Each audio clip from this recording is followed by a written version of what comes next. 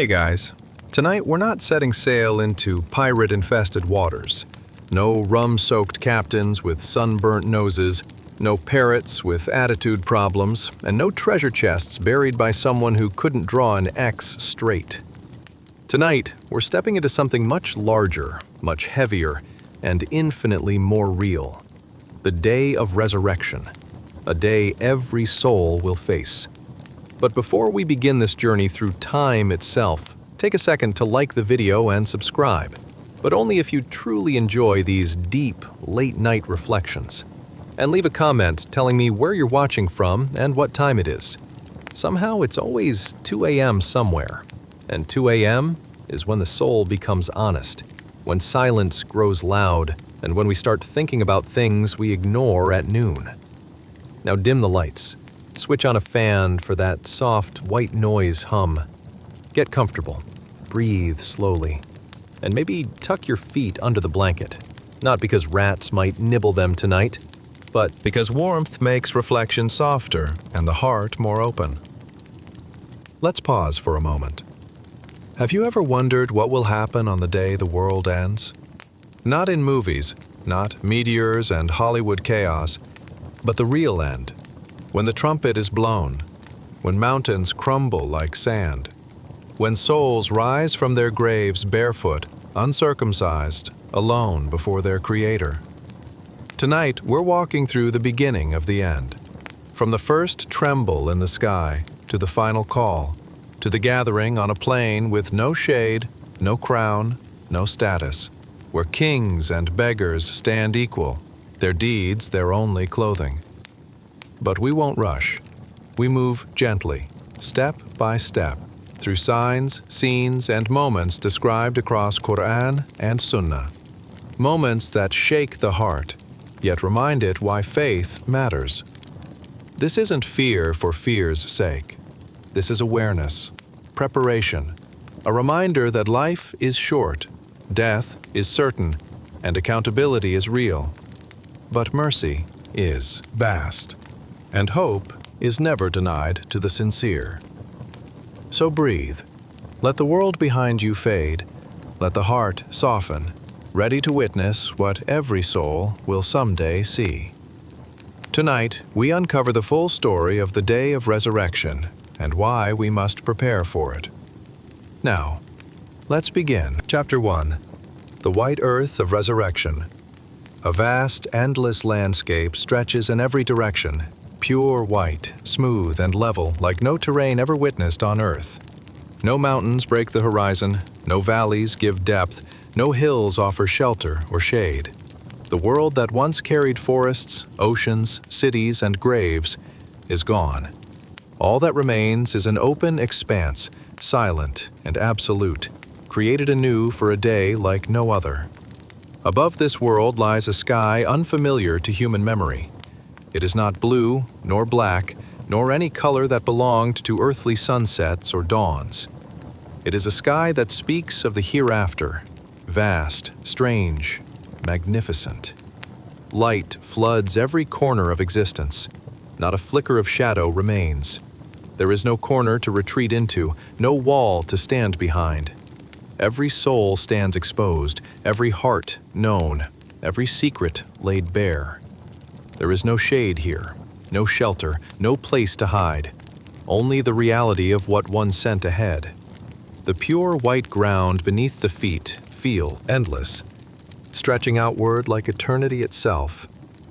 In the distance, if distance can even be measured here, the horizon dissolves softly into the strange sky. The air carries no wind. It does not move with warmth or cold. It simply is, like a breath held by creation, waiting for what comes next. This is the day no one can escape. People will stand here, barefoot, uncrowned, with nothing except the deeds they brought with them.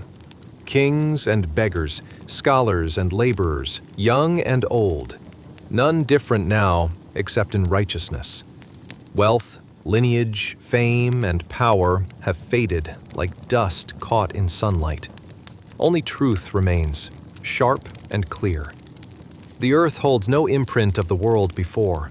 not a tree, not a stone, not a memory of the lives once lived upon it.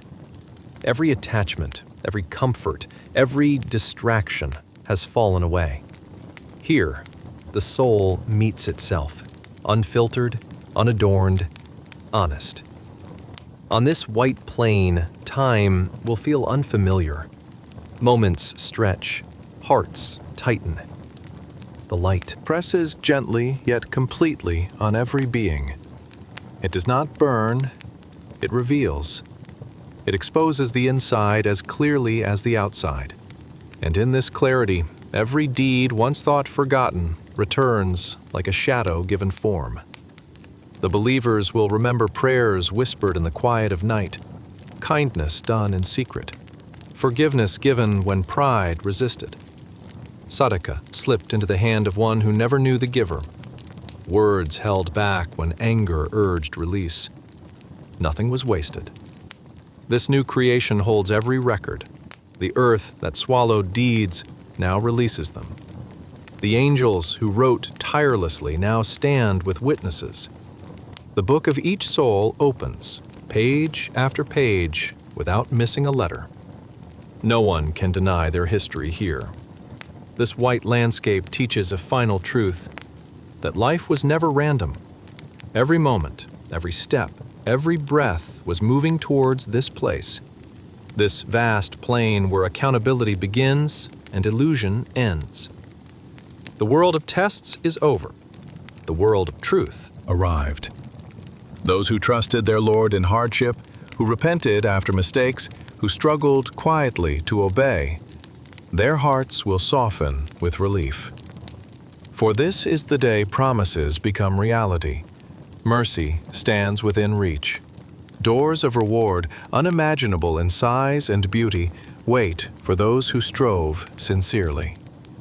But reflection also settles heavy. This plain reminds each soul that preparation mattered more than years lived, more than wealth held, more than words spoken. What was done for Allah remains. What was done for ego fades into dust. And as every soul stands beneath this eternal light, one realization becomes impossible to ignore. We were always on a journey toward this day. Life was the shortest stop. This is the destination. No shade, no hiding. Only truth and the Lord who sees all. And in this silence, the heart whispers what it should have always known.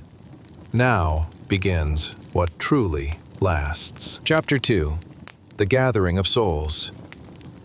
Salam alaikum, dear friends and dreamers. Tonight, we venture into a scene thicker than your auntie's famous stew. And yes, that's the one with a hint of mystery and a splash of too much spice.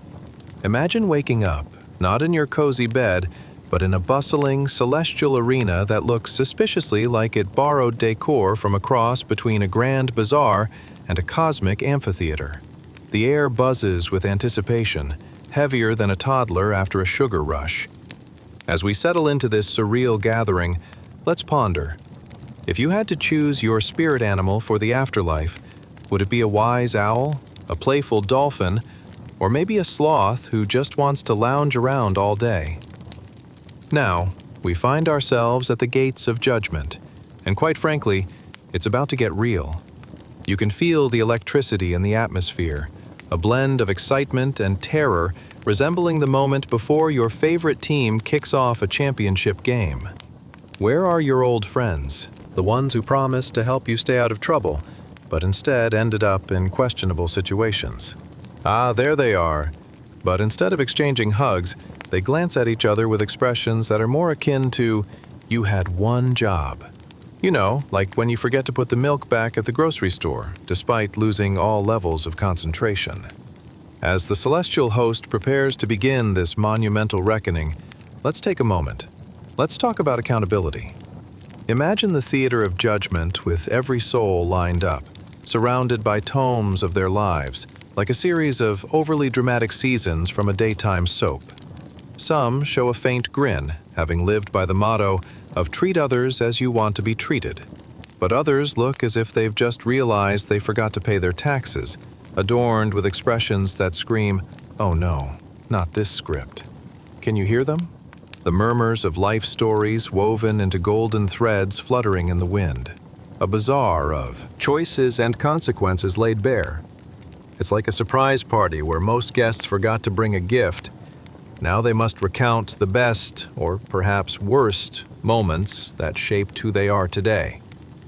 You notice a group over there with a not-so-friendly chat happening. Former partners in mischief, their faces twist into frowns of blame and bitterness, repulsed by actions that seemed thrilling at the time, but have now transformed into bone-chilling regrets. "Remember how we thought sneaking into Grandma's prized garden would only lead to glory?" One groans.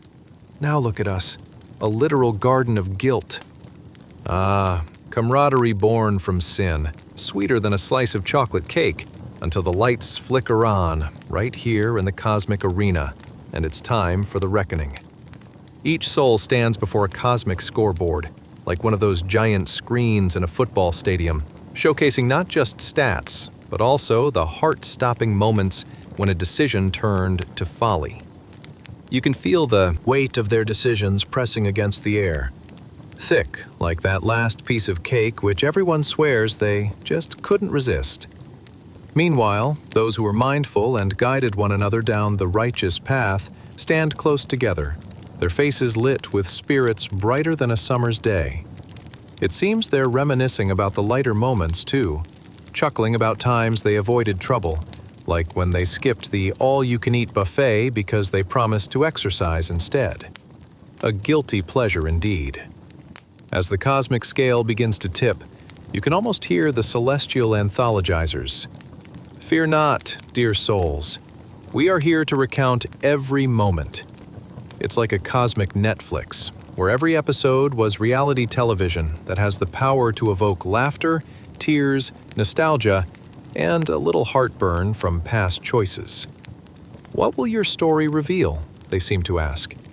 Will it be one of joy, laughter, and shared moments of righteousness? Or perhaps a sitcom titled Regrets Unlimited, complete with a best-worst highlights reel? A booming voice, majestic, almost like a celestial DJ announcing the next act, rings through the vast expanse. Every soul must be prepared.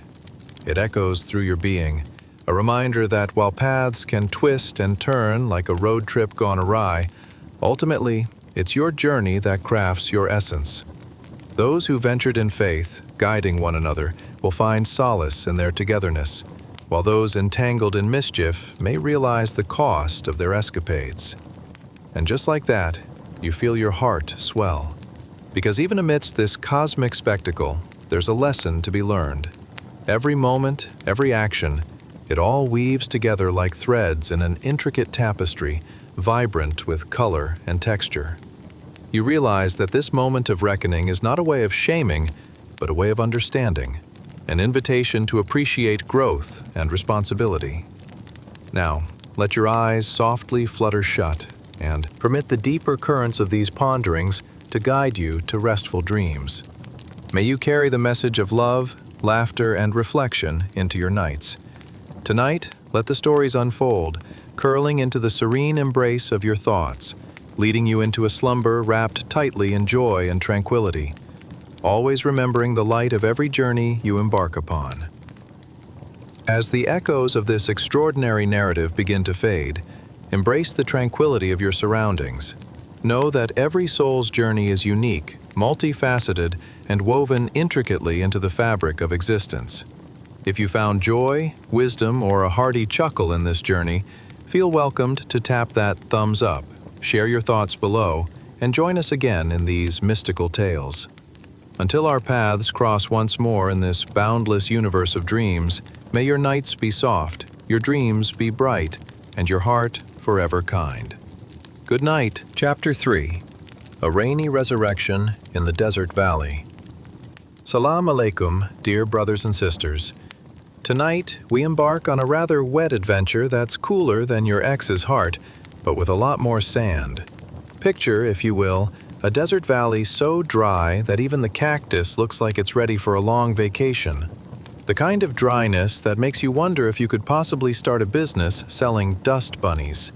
Now, before we get too comfortable here, let me kindly remind you to hit that like button, subscribe, and drop a comment. Only if you genuinely enjoy this tale. No pressure, of course. Tonight, I invite you to dim the lights, turn on that fan you only use when you're binge-watching the latest show, and get cozy. We're plunging into the 7th century, a time when people were so busy trying to figure out who had the best camel that they never quite got around to checking the weather.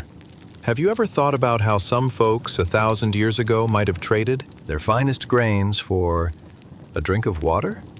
Or how about that moment when you lose your Wi-Fi connection? Like, really? What if that happened while you were trying to listen to a sermon? Or better yet, picture this. Someone forgetting to bring water to a picnic in the desert. Did anyone bring a canteen? No? That's called life choices, my friend. Now, breathe deeply and imagine you've just woken up in this majestic 8th century desert. There's something magical about the stillness of the air before it rains, a surreal calm that promises change. The sun has slipped below the horizon, and the sky is a tapestry of swirling purples and oranges, a celestial canvas streaked with gold. Just as the silence settles in, you notice something extraordinary. Heavy raindrops begin to plummet from the heavens, splashing against the cracked earth and sending little puffs of dust dancing in the air. It's almost as if the sky is being generous after years of holding back. With each drop that falls, the parched soil seems to sigh in relief, releasing a scent so rich and earthy that you can practically taste the excitement. Suddenly, the barren ground, once stubborn and defiant, begins to yield. Tiny green shoots push through the surface, stretching upward toward the nurturing embrace of the rain. It's like watching nature do a little happy dance. You can see the ground quaking with joy, stirring like that cousin who's had one too many cups of mint tea and suddenly thinks they're the next TV talent show star. It's almost like a scene straight out of a fairy tale, or perhaps a life-altering spiritual moment. As you stand there, you realize what a profound sign this is for humanity. Just like these emerging plants, every soul will one day grow again from the earth, rejuvenated and brought to life after the day of resurrection. This isn't just a delightful botanical comedy, it's a divine promise, a reminder that every spirit will rise again, akin to how the desert now dances beneath the rain. Now, if you think about it, we often forget our roots. Quite literally, these green shoots represent both life and rebirth, suggesting we're all in a cycle of growth that's as inevitable as that one friend who always just has to take a group selfie whenever food is involved. With the rain falling steadily, listen closely as you overhear the whisper of a casual conversation among the locals. Did you see how those poor cacti were trying to hoard water?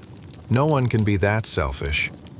The chuckles resonate, reminding you that sometimes, even in the middle of an epic drought, you can find humor in the simplest of things. And then your thoughts meander back to those green shoots, standing firm against the odds. Just like the soul of a believer, they face inner struggles and hardship, yet continue to grow, no matter the challenges. Have you ever stopped to think about the small victories in your own life?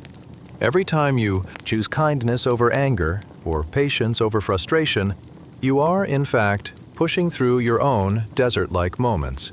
And now, as the sun begins to set and the drumming rain slowly soothes the earth, consider how this rain symbolizes divine mercy. Imagine the sky being generous and well aware of the needs of its parched world. There's a wisdom in creation that hints at a greater plan that we are all a part of. A cosmic joke, perhaps? Life's too short to take it all seriously. So, as darkness blankets the valley, let the laughter fade and accept the serenity of the moment wrapped in the stillness that follows rain. Each raindrop, each blade of grass serves as a reminder to prepare for what's to come, the day of resurrection. Every soul must prepare for its moment of rebirth, just as these delicate shoots rise through the soil, nourished and supported by divine grace. It may seem absurd, but like the most unexpected turns of life, you can't help but chuckle at the nature of it all.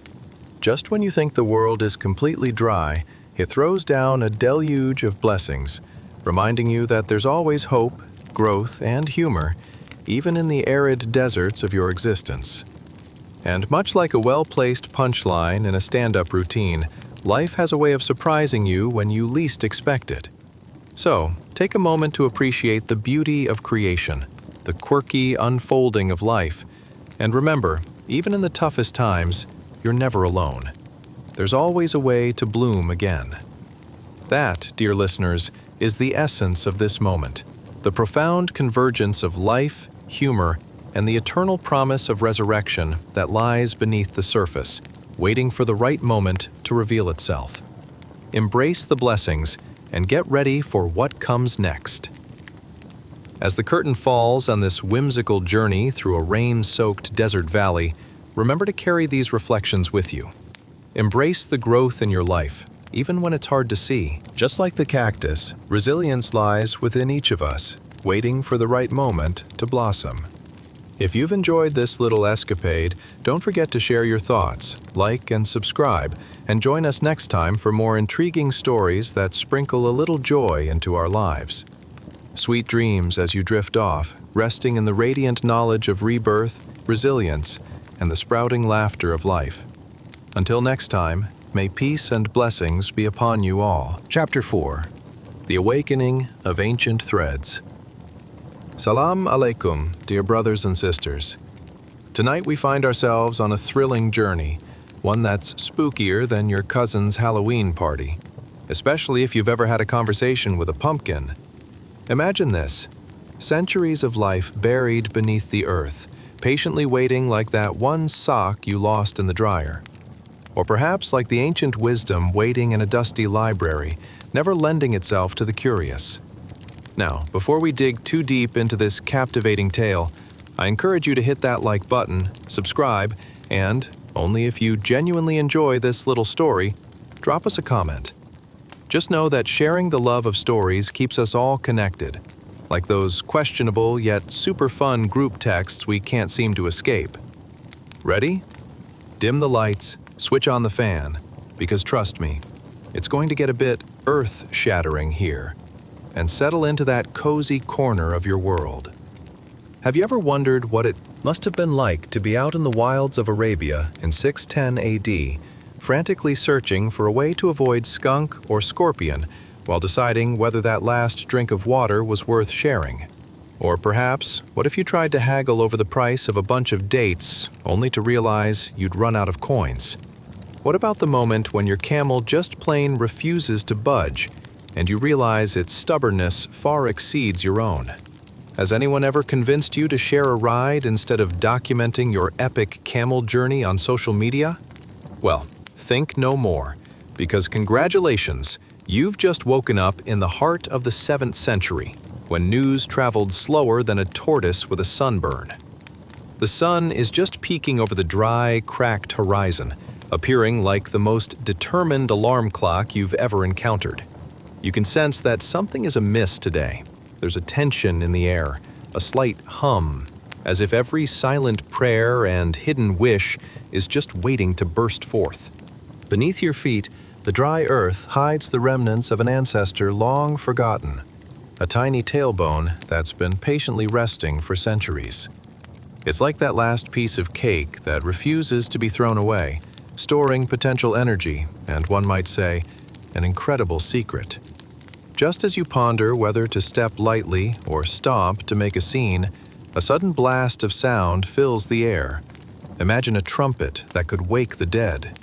In that very moment, the ancient tailbone responds to the melodic trumpet call like a sprout reaching for spring.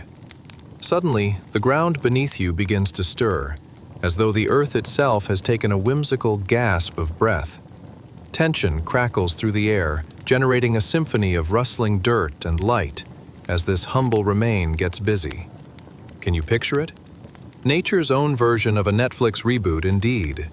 And lo and behold, With each pulsing thrum of creation, muscles ripple through the earth, burgeoning with life, while a veneer of soft skin begins to emerge, tinged with the sun's gentle glow.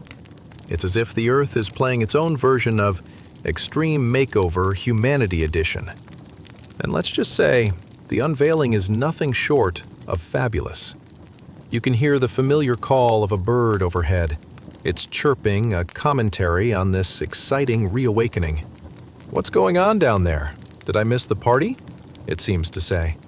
For every creature nearby, this miraculous rebirth brings wonder and curiosity, reminding them that old or young, every living soul has a place in this vibrant tapestry of life. As the once dormant bone assumes form, you can feel a tug at your heartstrings, a pull toward understanding. Why do we keep things buried? What parts of ourselves have we hidden away, waiting for our own trumpet call? Have you ever felt a piece of your own being slow to manifest? A dream, a hope, or maybe motivation to leap from your comfortable corner? In this strange yet compelling moment, the ancient echo of existence is not just a tale of the past, but whispers a hint of what's to come. Did you realize that beneath the towering mounds of sand and turmoil, every person holds the same potential for resurrection? Just like that tailbone dancing its way back to life, every spirit comes with the capacity for growth and renewal, bouncing back from heartbreak, disappointments, and even questionable dessert choices. Your thoughts drift, and you chuckle at the enchanting absurdity of it all. Just as the earth erupts in this colorful display of life, you can't help but relate it to your own experiences, bursting forth like the post-movie night excitement that echoes on social media long after the credits roll. After all, we're all just a little bit of dust, yearning to awaken into something grander. And then, it strikes you. How often do we neglect to prepare for our own moments of resurrection? These days, much like the tailbone buried in the earth, life might just be waiting beneath the surface, eager for us to dust off our worries, shake off the complications, and rise up refreshed. The earth shakes, perhaps reluctant but inspired, allowing little green shoots to break through again, reminiscent of laughter shared over lunch, or the joy of spontaneous friendships blooming over the years. So here you are, dear listener, in the midst of a gentle reminder. Just like those tender shoots, you must prepare for the day of resurrection, the day when every soul must rise again. No pressure, right? But seriously, every moment of joy and trial has a purpose, preparing us for the next stage, just like a seed working its way through the soil. In the clamor of history, every laughter, every heartache, every surprising turn reveals a shared destiny, and tonight you shall embrace it, if even only in your dreams. So sleep softly, and let this gentle awakening wash over you as you prepare to dive deeper into the unfolding journey of life. As we wrap up tonight's whimsical adventure, let this story of awakening seep into your dreams like gentle morning light. Remember, the resurrection of the soul is woven into every moment. Nurture your relationships, laughter, and aspirations, and you may just discover the treasures hidden beneath the surface of life's desert sands. If this tale tickled your fancy, be sure to like, share your thoughts in the comments, and subscribe for more delightful journeys. Until we meet again, may your dreams dance with the echoes of renewal and laughter, guiding you toward all that awaits on your horizon. Sleep well, dear friends, and may peace and blessings be upon you all. Chapter 5. The Resurrection Unfolds. Salam alaikum, dear brothers and sisters. Tonight we delve into a tale resembling a cosmic surprise party, a gathering where absolutely everyone has to show up, showered in divine grace and a sprinkle of humor. Picture this: a serene graveyard, the only sound being the rustle of leaves, as quiet as your neighbor's cat sneaking up on a rogue squirrel. But wait, is that a rumble beneath your feet? Was it just your late-night snack trying to escape? Or is the earth itself about to witness something jaw-dropping? Now, before we jump into the heart of the matter, how about you hit that like button, subscribe, and drop us a comment? Only if you find this engaging, of course. We promise not to haunt you like that one Halloween decoration stuck in your attic. As you get ready to settle in with all the comfort of a well-worn blanket, let me ask you, have you ever lingered a little too long at a family gathering, secretly hoping the snacks would outlast the awkward small talk? What about those self-help books piling up on your shelf, collecting dust instead of life-changing wisdom? What if I told you that today you'll witness a grand awakening, not of a reluctant uncle, but of humanity itself? Are you ready for something more thrilling than finding a forgotten piece of cake in the back of your fridge? Congratulations! You've just woken up in the 7th century, specifically in a simple graveyard, where souls have been napping like they missed their morning coffee. Just as you take in the tranquil surroundings, transport yourself to a time when the air is thick with mystery, and whispers of newfound revelations dance on the wind like twinkling stars. As you breathe in the earthy scent of tilled soil, a sudden crack splits the silence. The ground below quivers as if it just saw your ex at a party. The ambience shifts dramatically, morphing from tranquil silence to an electrifying crescendo. Can you feel it? The heartbeat of antiquity racing. The earth is stirring, preparing for its greatest show, the day of resurrection. With a fantastic flourish, no, not like a magician pulling a rabbit from a hat, but close, the ground begins to yield. Emerging from the depths is a figure like no other, a man with a radiant countenance, glowing brighter than your favorite neon sign. This is no ordinary soul taking a leisurely stroll in the afterlife. It's the messenger, the guide of the people, rising triumphantly to lead the awakening of humanity. As he stands, brushing off remnants of ancient soil like last year's fashion, one can't help but think, wow, that's the ultimate get-up routine. His modest demeanor cuts through the grandeur like a hot knife through butter, as if he's saying, who wore this better? And oh boy, did he wear it well. He exudes humility wrapped in divine responsibility. Around him, the graves start to yield, like spectators at an ocean of humanity finally springing to life. People of all ages, colors, and backgrounds are drawn towards the glow of this revered figure, illuminating the once somber atmosphere with excitement and expectation. It's as if a long-awaited reunion is finally happening after centuries of anticipation. Can you imagine the buzz in the air? A blend of disbelief, joy, and maybe, just maybe, a mumbling, "Did anyone remember to bring snacks?" As the earth shakes off its slumbering guests, you can almost hear their murmurs, questions whispered among the newly awakened souls. What questions would you dare to ask? Why did I bury my hopes so deep? Or, did my last tantrum feel worth it? In that moment, the collective anticipation isn't just about resurrection, it's about redemption. And there it is, the sound, akin to a cosmic trumpet echoing through the ages. It rings out like an announcement that no one can ignore, the notification everyone has been waiting for. Every soul feels the thrum of life coursing back through them. And believe you me, they are waking up with more than just bedhead. They are reawakening with stories, regrets, unresolved business, and a kaleidoscope of beautiful possibilities tucked away, just waiting for this grand moment. Wait, you think, taking a mental note. Should I have been more prepared for this? Perhaps it's time for a little introspection. Are you ready to rise, not just from physical slumber, but from the daily grind of life? Maybe it's time to shake off the dust of routine, find the strength buried deep within, and rise to meet your own beloved messenger, the best version of yourself. With every transitioning soul feeling anew, laughter emerges like bubbles in a fizzy drink, breaking the tension. Did you ever think that resurrection could come with an unexpected punchline? Picture that. A random graveyard becoming the hub of conversations centuries in the making, echoing laughter that transcends time itself.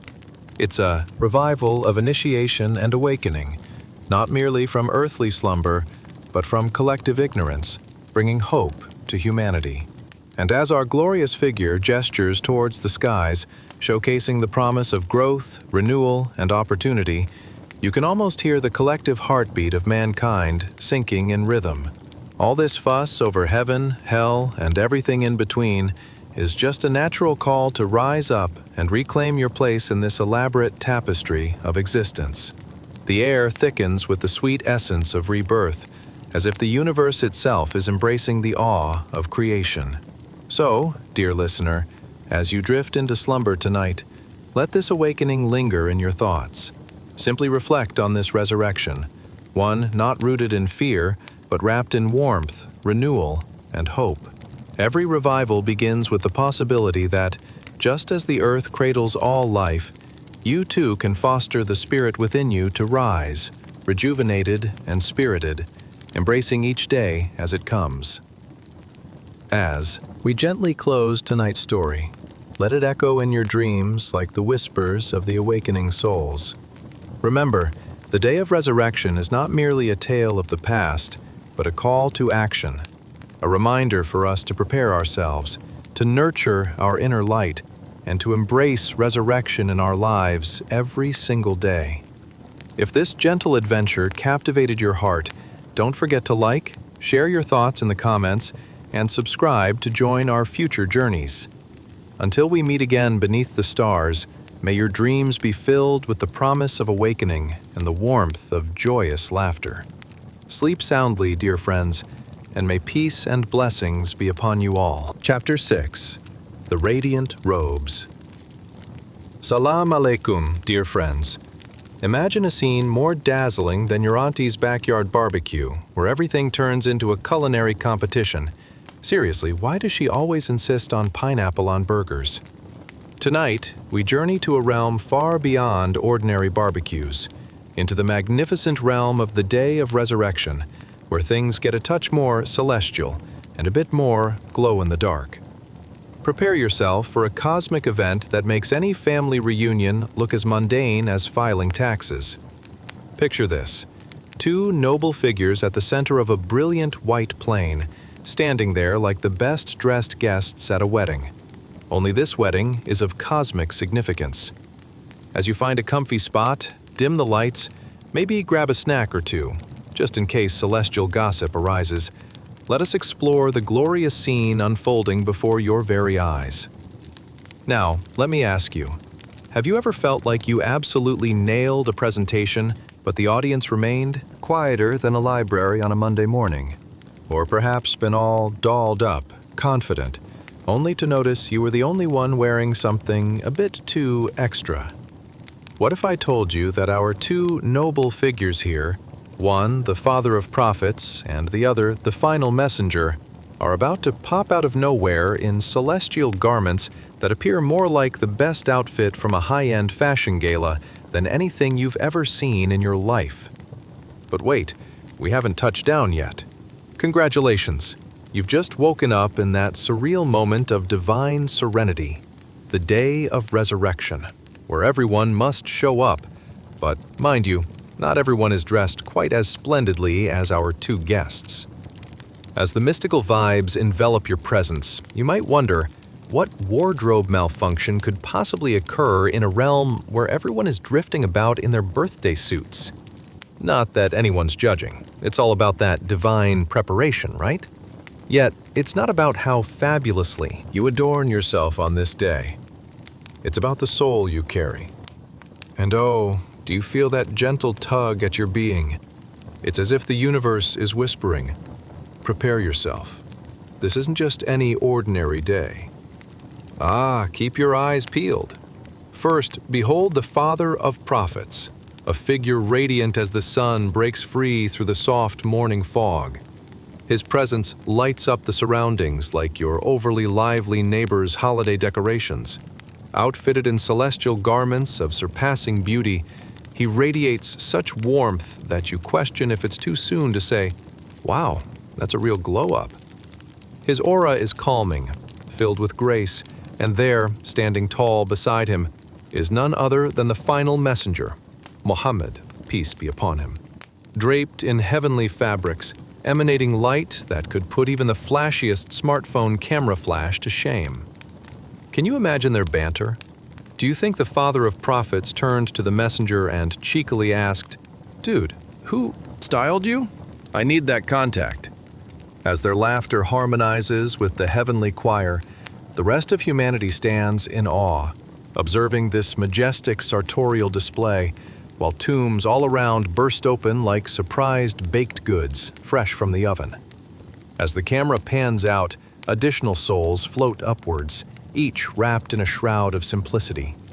They gaze around, some scratching their heads, perhaps silently inspecting what they wish they had worn. Abruptly, someone in the back stutteringly asks, is there an after-party we missed?" Ah, the humor of moments like these can lighten even the weightiest of situations. Are you curious about what's going through the minds of those freshly resurrected? Picture a group gathered in hushed whispers. Did I get a participation trophy for my earthly endeavors? And, wait, where's my smartphone? How do I scroll through my memories? All while our distinguished figures beam down from their divine stance, offering not just a spectacle of divine fashion, but a beacon of hope for every soul in attendance. As you witness this ethereal exchange, night, try to let the idea that life is but a whirlwind of moments and choices settle in. Just like securing that perfect outfit for an important event, what do you think it takes to dress your soul? Often we ponder how our decisions echo, much like our wardrobe selections, reflecting on whether we opted for flair or practicality.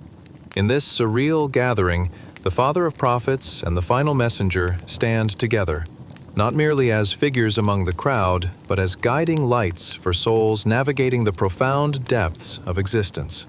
Let their laughter and light transcend the barriers of time, reminding you that every action, however minute, adorns your spirit with the clothes of your choices. As we linger in this wondrous moment, friend, allow yourself to smile at the lightness in humor and the joy in companionship, two essential threads for every soul, whether draped in heavenly attire or snugly wrapped in everyday existence. As we ease ourselves out of this ethereal tapestry of lives intertwined, let the lasting impressions of our radiant guests linger gently in your dreams. The significance of preparation, of embracing humanity in all its quirkiness, is a soft reminder that this journey towards divine encounters bears immense beauty. If your heart found joy in this celestial gathering, kindly give us a thumbs up, share your thoughts in the comments, and subscribe so we can traverse more enchanting realms together. Until we meet again beneath the vast, welcoming stars, sleep in peace, dear friends, feeling the warm embrace of hope and laughter cradle your heart. May guidance and blessings grace your paths every night and day. Chapter 7. The Gathering of Souls. Salam alaikum, dear friends. Have you ever tried to gather all your relatives for a family reunion, only to realize there are more missing than members? Tonight, we venture into a cosmic gathering of epic proportions, like that family reunion, but with everyone who has ever lived, barefoot and without a stitch on. Imagine that long-lost cousin you forgot to invite, who appears out of nowhere, and you realize, oops, they've been dead since the Roman Empire. Now, prepare yourself for a realm where time and space blur like coffee spills on your favorite shirt. Picture a vast expanse stretching so far that infinity starts to feel modest. Just to clarify, this gathering isn't a casual one. It's not like a Sunday potluck where everyone brings casserole. Who really enjoys casserole anyway? This is the day of resurrection, and the stakes couldn't be higher. As you cozy up, maybe under your favorite blanket, or something cosmic like a cloud of angels, let's explore this magnificent scene. Have you ever pondered what it would be like to stand among the greatest figures of history? Or considered how embarrassing it must be for those who thought they could hide their mishaps from the Almighty? Spoiler alert, the birthsuit isn't a style choice. Imagine awakening in this monumental moment where the ground you stand on is a brilliant canvas immaculate and glossy like that freshly mopped floor. Seriously, how many times did someone slip on that? You find yourself surrounded by the very essence of humanity, every soul from every age mingling together in this ecstasy of unity. It's like a mission impossible, where the only credential required is simply being human.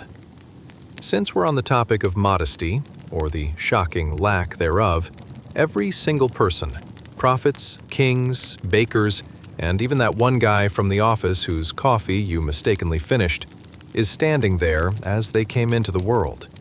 Picture the reactions across the multitude. A mix of shock, curiosity, and an odd sense of relief. Oh, good. I wasn't the only one who wore questionable fashion choices, one soul may exclaim, looking around at the naked truth of human existence. But let's dive deeper, shall we? You could almost hear a little chatter amid the collective silence. Hey, did anyone bring snacks? And, is there a bathroom nearby? The absurdity doesn't end there. Some might even argue over who had to wait the longest for the resurrection bus. As these thoughts flutter through the ether, a shiver of nervous anticipations ripples through this cosmic crowd. Close your eyes and paint that scene ahead. The golden light radiating from celestial beings, illuminating even the dusty corners of reluctant memories. Over there stands Noah, with a hint of disbelief, making small talk about that compact, slightly leaky ark. Next to him, a pharaoh is just trying to explain why wearing all that gold wasn't the best decision. You know, the weight of those choices can really pull you down, especially in the afterlife. And amidst them, can you picture a whisper from someone who's been waiting far too long? Perhaps a Persian nobleman looking for his long-lost pet falcon. Honestly, it's like being in one of those crowded markets where you can't find the exit. Imagine him trying to catch up with the friends he hadn't seen in a few hundred years. Meanwhile, an ethereal breeze scatters across this divine arena, stirring a tingle of excitement. As the clouds of doubt part, you might sense an encompassing warmth, reassuring every soul present that they're on the brink of something much grander than themselves. A cosmic revelation is unfolding, and it's splendidly orchestrated beyond human imagination. Picture this grand spectacle, souls mingling, perplexed yet captivated by the waves of divine energy around them. It's like a community barbecue gone cosmic, everyone sharing stories of their worldly lives, realizing the silliness of their earthly concerns, like worrying if their cooking burnt on a Tuesday night. Now let's take a brief pause before you witness the essence of the story cascading into a symphony of destiny, where every breath taken is an assurance that decisions in life resonate into eternity. You're here, all gathered under one cosmic sky with remarkable figures, realizing your own story in the grand tapestry of existence. Amidst the cosmic chaos, can you visualize the laughter merging with the gravity of understanding? A reminder echoes in the air, gently asking, what did we do to prepare for this gathering? With shimmery wisps of humility, perhaps a faint smile, the answer nimble at our fingertips. We dressed our souls long before we discovered our wardrobe malfunctions. This is the moment in the universe when hearts feel the weight of cherished memories, each one an ornament carefully placed on the memorable journey of life. As we bask in this shared human experience, let the humorous absurdity sink in. It's a poignant reminder. While clothes may make a statement, it's the depth of the soul that truly matters here. As we gently float away from this momentous celestial gathering, let the warm revelations of this mystical assembly linger softly in your dreams. Remember, every action, every thought you cherish contributes to a more profound narrative of existence. If you found joy in this whimsical exploration, please give us a thumbs up, share your thoughts in the comments, and subscribe if you wish to accompany us on more enchanting journeys. Until next time, may your adventures through dreams reveal sacred insights, and may laughter and reflection cradle your nights in peace. Sleep well, dear friends, under the watchful stars that have witnessed it all. Chapter 8. The Awakening. Salam alaikum, my dear friends. Are you ready for a tale that's more unexpected than finding your favorite snack at the back of the pantry? Tonight, we delve deeper into the astonishing realm of the Day of Resurrection, where, much like picking the right outfit for a first date, every soul emerges exactly as they were at the moment of their last breath. Yep, all the good, the bad, and the downright embarrassing. Imagine this. You've just woken up in a dazzling space, a celestial arena with zero clothing options. And then you spot him, slowly rising from the ground, squinting at the dazzling light like he's just stepped out of a cave after a long sayonara to daylight. But here's the kicker. He's clutching a bottle of wine like it's the most precious artifact in existence. One look at his dazed expression, a mix of disbelief and sheer surprise, and you can't help but chuckle. Has he genuinely just woken up from a deep slumber thinking he was at an all-you-can-drink festival?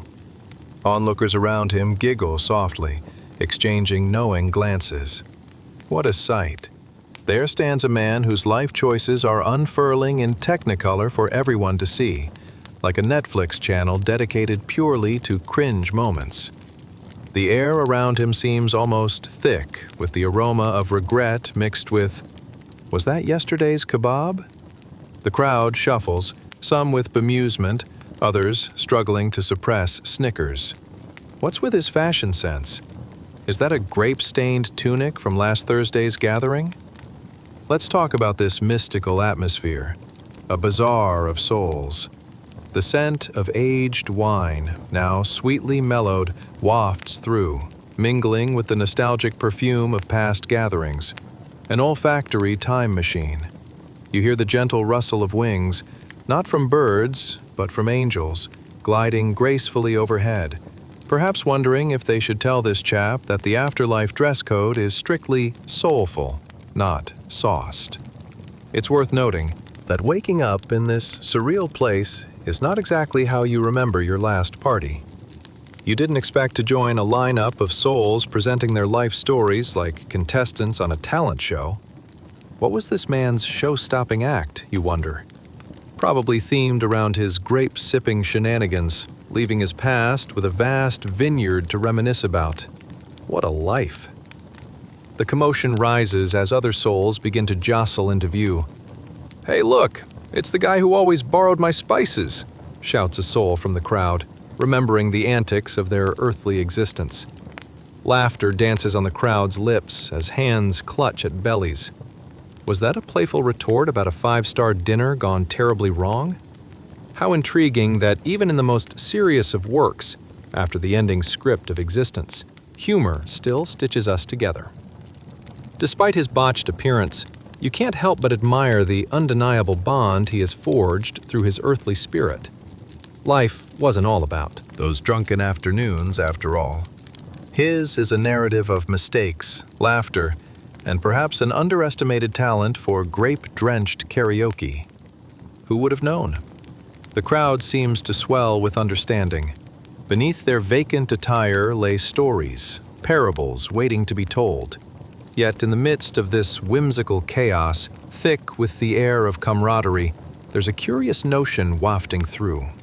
Every soul, from the gentle prophets to the mischievous rebels, like the one who forgot his sunscreen on a scorching day, has arrived not just to partake in playful banter, but to confront their choices. This is where gravity meets comedy, like juggling while riding a unicycle. Will he own up to that crowded tavern back in the day?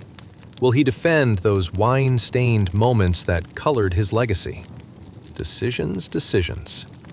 In this surreal gathering, you notice the twinkle of encouragement igniting in the eyes of onlookers. Will he rise tall and embrace his past? Or will he stumble and slink away to the recesses of cosmic judgment? It's an awkward moment for sure, reminiscent of standing at a karaoke night and suddenly being pulled on stage to deliver your one-hit wonder. And just as you think the scene can't get any richer, someone shouts, "Hey, can you spare that bottle for a toast?" Hilarity erupts. Could this resurrection be one extraordinary blend of redemption and revelry? Across the field of souls, a wave of anticipation stirs. Now, Let's address the uncomfortable truth here. Who would like to be judged by the very behaviors they had once embraced? The sacred reality is that every audience has a memory, and every memory a backbone. None can escape reflection. In that moment, amidst laughter and warmth, he contemplates his choices. Ah, what will become of him? Cloaked in a borrowed mishap, or standing tall as the star of a new narrative? As you sink deeper into this cosmic poise of existence, it pulls you toward the heart of the matter. This gathering isn't merely about surface laughs or embarrassing moments. It's about understanding who you are, who you were, and the chance to rewrite your narrative. The bonds formed under the weight of our choices sing in unison. Even among stumbles and folly, there's a thread of profound connection, shimmering softly like the stars you see filtering through. So close your eyes and picture it all. Feel the warmth of unity, the gravity of shared experience, and the undeniable humor that life and afterlife offers. For amidst the vibrant serendipity, your soul, like all souls, awaits the cameo moment where reflection transforms into a step towards betterment, fostering new growth within this wondrous cosmic tapestry. As we drift away from this whimsical assembly of souls, may the warmth of these tales blanket your thoughts like a soothing sunrise. Remember, every story we carry adds layers of laughter, love, and growth. If you enjoyed this cosmic wander, don't forget to give us a thumbs up, share your thoughts, and subscribe if this journey tickled your fancy. Only if you truly enjoyed it, of course. Until our next cosmic gathering, may your dreams flutter like leaves on the breeze, dancing through realms of humor and reflection. Sleep well, dear friends, with the twinkling stars as your witnesses, guiding you through endless realms of stories yet to be told. Chapter 9. The Resplendent Wound. Salam alaikum, my dear friends. Have you ever pondered how a battle wound can transform into a dazzling accessory? It's like finding that perfect pot of gold at the end of the rainbow, except this one's splattered with a little more, red. Well, tonight we embark on a journey that's as oddly charming as discovering your favorite socks don't actually have holes in them. Settle in, dim those lights, and grab your most comfortable blankets as we explore a scene vivid enough to soothe your soul while tickling your funny bone.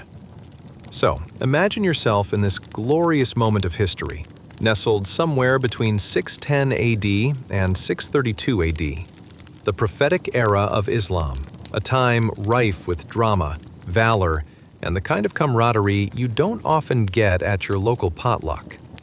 It's a day unlike any other, vibrant and alive, a sunbeam inviting you to experience something magnificent. And what's this? You find yourself among a crowd of souls, an audience of pendulous eyes and hushed whispers. But hold on a second. Who's this dashing figure in front of you? Let me paint a picture for you. Picture a brave warrior standing tall, proudly socializing with the exuberance of someone attending a festival, arms stretched out as if embracing both life and glory. But wait, look closely. There's something spectacular about him. A deep wound sits on his chest, glowing brighter than a neon sign promising all-you-can-eat shawarma. Instead of emanating pain, this wound wafts a fragrance that rivals the finest musk. You wonder, has he just walked out of a cologne commercial, or is this a new trend? One thing is for sure, that wound is more than it seems. It's the badge of valor, an olfactory delight for those around him who lovingly regard his sacrifice for a noble cause.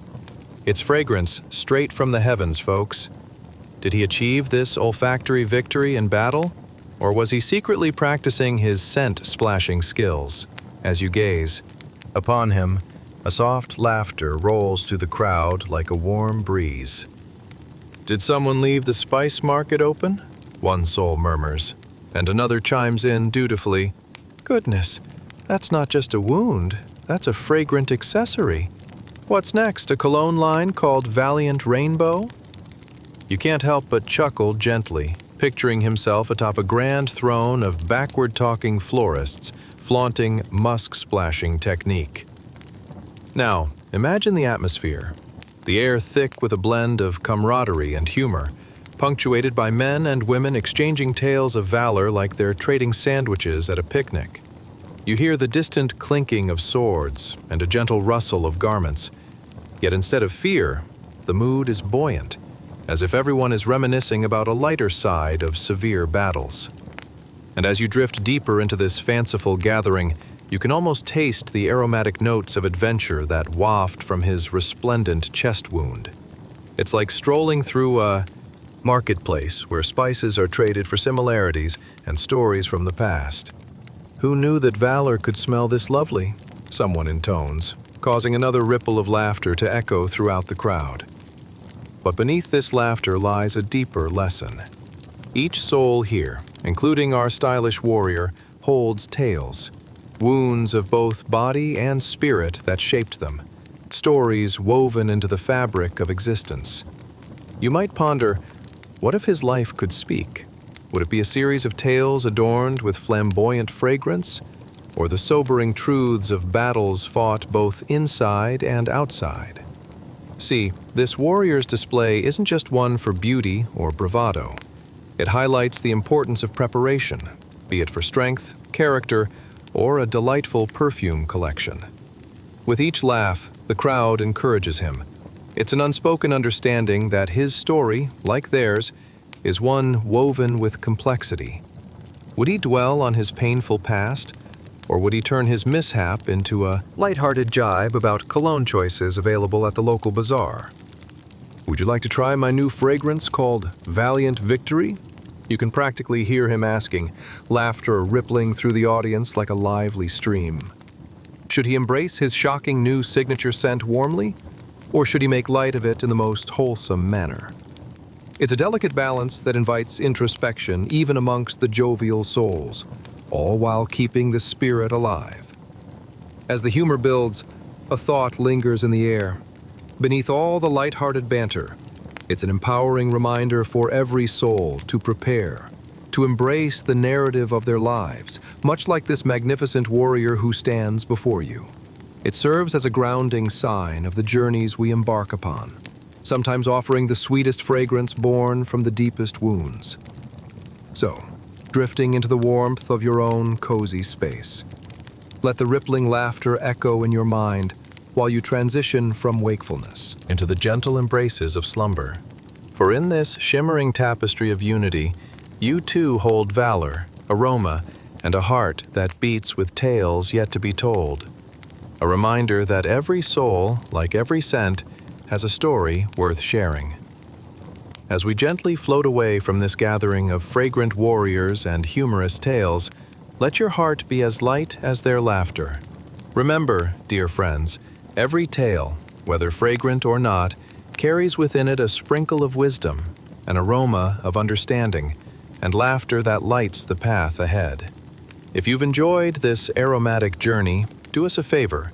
Give us a thumbs up, share your thoughts, and subscribe. But only if you truly enjoyed this delightful escapade, of course. As you nestle into your dreams, may stories dance around you like the twinkling stars above, whispering the wisdom of ages and weaving the beauty of existence into your slumber. Sleep well, dear friends. Chapter 10. The Sacred Journey. Salam alaikum, dear friends. Have you ever found yourself in a situation so ridiculous that it made you question your life choices? Like the time you thought it would be a brilliant idea to mix honey with a splash of vinegar for a natural remedy, only to discover you'd created the world's stickiest potion. Well, tonight's adventure may just rival that moment of epiphany. Settle in, because we're about to embark on a sacred journey that's as significant as the annual pilgrimage to Mecca, but with fewer camel-related mishaps. Picture this: a hot, sandy desert coursing our path, the sun blaring down like it's auditioning for a role as the world's hottest cheerleader. And there you are, waking up somewhere between 610 AD and 632 AD, a time swirling with spiritual fervor. Can you imagine being a pilgrim, clad in two humble white cloths that seem to have a hanging relationship with your dignity? Ever considered how a simple outfit becomes a fashion statement, with stains that would make even the hardest fashion critic wince? As you take in your surroundings, you can't help but wonder, do I look like I just escaped a fabric fire, or am I nailing this desert minimalist trend? Yet, among these chaotic initial thoughts, a soothing chant rises around you, echoing in waves like a gentle breeze. It's the sound of souls deep in devotion, chanting sacred words for a journey unlike any other. The melody of faith wraps around you, engulfing you like a fluffy cloud of marshmallows, soft, welcoming, and oddly comforting. As you blink the sleep from your eyes, let's talk about what it might be like to travel in this sacred time. How would I handle sand in my sandals, you ponder? Or, would the locals think I'm just a terrible joke on a pilgrimage, or an actual devotee? Come on, it's a valid concern. Not to mention, how would you explain to your boss that you needed time off to chase spiritual enlightenment? Sorry, boss. I'll be gone for a week. Gotta wander around the desert in linen and find my inner peace.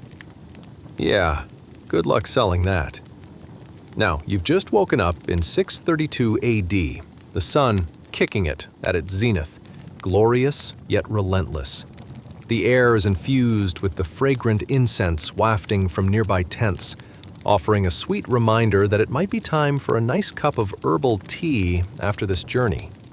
Little do you know, those soothing scents are recently discovered organic oils, being touted as the next best thing for attendees hoping to shore up their natural aromas.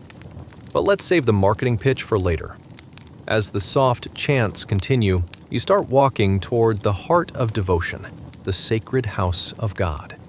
Oh yes, the house is pretty much the highlight of this whole pilgrimage situation. Imagine schools filled with long-studied lessons on spirituality, peppered with humorous tales about getting lost in the tents while searching for the restroom of Zen. Because hey, even spiritual seekers have to answer nature's calls. Still moving forward, the crowd is vibrant and full of life. On one side, an elder is narrating tales of valor that draw laughter and nostalgia. On the other, a rowdy group discusses which scented oil is the best fit for divine embrace, mixing friendship with a pinch of friendly competition, just like that time your friends couldn't settle on which pizza topping stole the show. And just as you think things couldn't get any more entertaining, a gregarious merchant offers you a shimmering little bottle of, wait for it, resurrection essence, all natural, made from the rarest herbs, and absolutely guaranteed to enhance your divine connection. Only 99 dirhams, my friend, he exclaims. You can't help but think, will it come with a personal genie too, or just the illusion of enlightenment? As you finally draw nearer to the house of God, the solemnity of the moment sweeps over you, mixing with the mirth still bubbling in the air. The juxtaposition of the sacred and the whimsical resonates like the soothing sounds of a gentle stream flowing through a bustling marketplace. You realize that the essence of this pilgrimage is not just in the destination, but in the journeys, in the laughter shared, the tales woven, and the profound connections made along the way. So, there you stand, humbly wrapped in your white cloths, your heart swelling with anticipation and joy. With every step, you feel the gentle tug of purpose and unity pulling at your essence as it whispers, every soul must prepare for the journey to come. You may chuckle as you set off, but you know, beneath that layer of humor lies a profound truth, one that binds pilgrim and wanderer, past and future, to an eternal promise. Now let's pause for a moment and appreciate the absurdity, preparing yourself for the day of resurrection, while bargaining over the price of a magical potion is probably a plot twist no one saw coming. Who knew divinity could trigger such a whirlwind of laughter and anticipation? Embrace the spirit of this adventure, for it's not just about the pilgrimage, but about the beautiful mess of humanity, faith, and sometimes hilarity weaving together a tapestry of existence that is always striving for something transcendent. As we gently drift away from our sacred journey, it resonates deeply.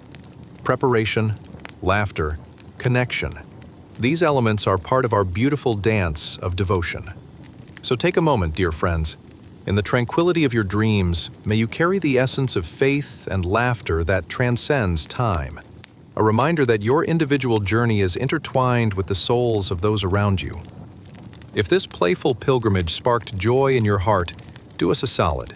Give us a thumbs up, share your thoughts below, and subscribe. But only if you actually enjoyed this delightful escapade, of course. Rest well, knowing that every step you take in life is part of something greater, a path weaving towards divine serenity. Sweet dreams, dear wanderers. Chapter 11. The Burden of Greed. Salam alaikum, dear friends. Have you ever woken up one morning feeling as heavy as a sack of potatoes after a big feast? Imagine combining that feeling with a swarm of bees buzzing around your head because you might have made a few questionable decisions the night before. Yes, my friends, you're about to explore the rustic drama of the Day of Resurrection. Tonight, we embark on a journey deeper than your last family argument over who really put the fun in dysfunctional. Picture this. The sands of time swirling around you as we find ourselves in the illustrious yet dusty lands of Arabia between 610 AD and 632 AD. An era, save for its spiritual fervor and a series of unfortunate events you wouldn't believe. As you settle into your blanket, perhaps feeling cozy like a caliph lounging on his throne, ponder this. What would your life look like if you depended on others to fuel your empire of misery instead of kindness? Or have you ever tried to lend a friend a large sum of money, only to find out they're about as trustworthy as a cat up a tree? Yes, it's a colossal disaster waiting to happen. Imagine waking up one day, your gremlin-like self staring at the mirror, and instead of a handsome prince, you see a creature more alarming, a man burdened by the weight of his sins. Your name? Let's say it's Al-Hakir, a notorious moneylender, renowned for his generosity, wrapped in high-interest loans tighter than the fold of your grandma's old quilt. What's that? Oh, right. Al-Hakir loves to flaunt his wealth, almost like a peacock parading around in a field of gullible pigeons. But there's a twist. As much as he revels in his riches, he's puffing up like a balloon, gasping for air under the convulsive pressure of his greed. Yes, it appears, dear listeners, that karma has decided to pay him a visit. And now, let's talk about that feeling he has. Picture it. He looks possessed, like he just accidentally walked into a haunted house at a family fun fair. His skin is clammy, his breathing has all the grace of a walrus on dry land, and his take on spiritual enlightenment looks more like he took a bad dip in a pool of bad decisions. The sun beats down mercilessly, illuminating every crevice of his guilty conscience. He tries to rise, but feels like he's been chained to a pile of gold coins, all of which have decided to form an alliance against him. What have I done to deserve this? He wonders aloud, although deep down he knows the answer. But he'd much rather blame it on that pesky genie from the alley. The air is thick with the stench of regret. It swirls around him like the local kids after a particularly daring feast of mystery meat.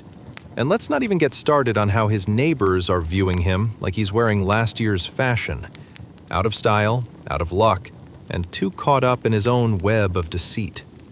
Each gasp he takes feels as if he's choking on not just his greed, but on the broken promises he made to countless innocent souls, their futures tangled in the net of his insatiable hunger for wealth. Honestly, if greed were a physical entity, it would probably wear a cape and start a superhero comic called The Adventures of Al-Hakir and the Burden of Greed. As Al-Hakir stands there, a heavy weight settles on his broad shoulders, reminding him of all those moments he decided to ignore compassion for the sake of profit. He remembers the faces of those he wronged, a mother with tears pooling in her eyes because she couldn't pay the rent, or the children who went hungry because he charged them for a loaf of bread that cost him barely a dime. Now, it's as if the universe, through a wink and a nudge, has decided it's time for him to face the music. Except this isn't a concert. With each wheezing breath, he becomes more aware that the day of resurrection is not just a poetic tale about waiting for divine rewards. It's a personal reckoning knocking on the door of his soul. "But wait," he might protest. "I've been a great lender. They needed money, I provided it." And honestly, who doesn't love some financial jargon to justify your misdeeds? It's like saying, if you brought donuts to the office, you automatically become the hero, even if those donuts were a day old.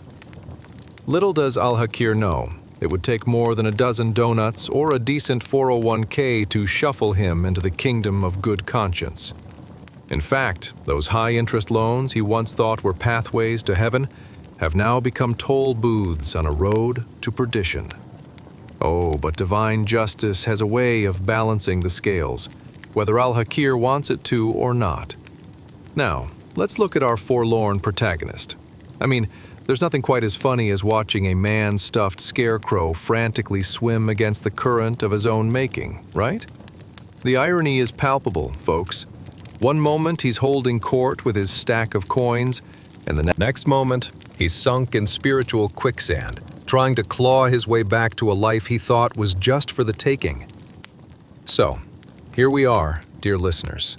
As you settle deeper under your covers and reflect on your own life decisions, think of Al-Hakir.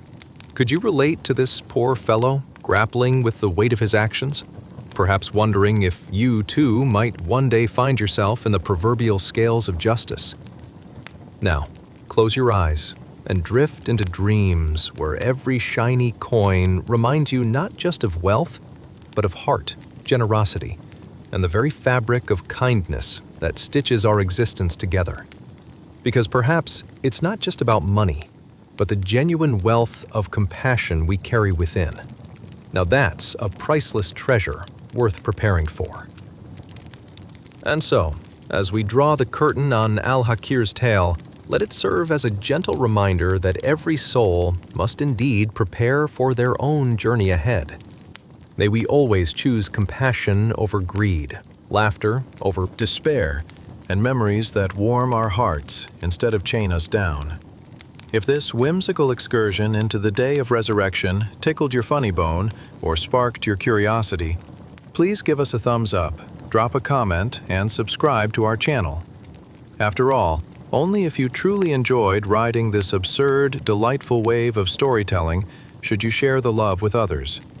Rest well, dear friends, wrapped in thoughts of growth, kindness, and all the lessons that come from lives lived with warmth.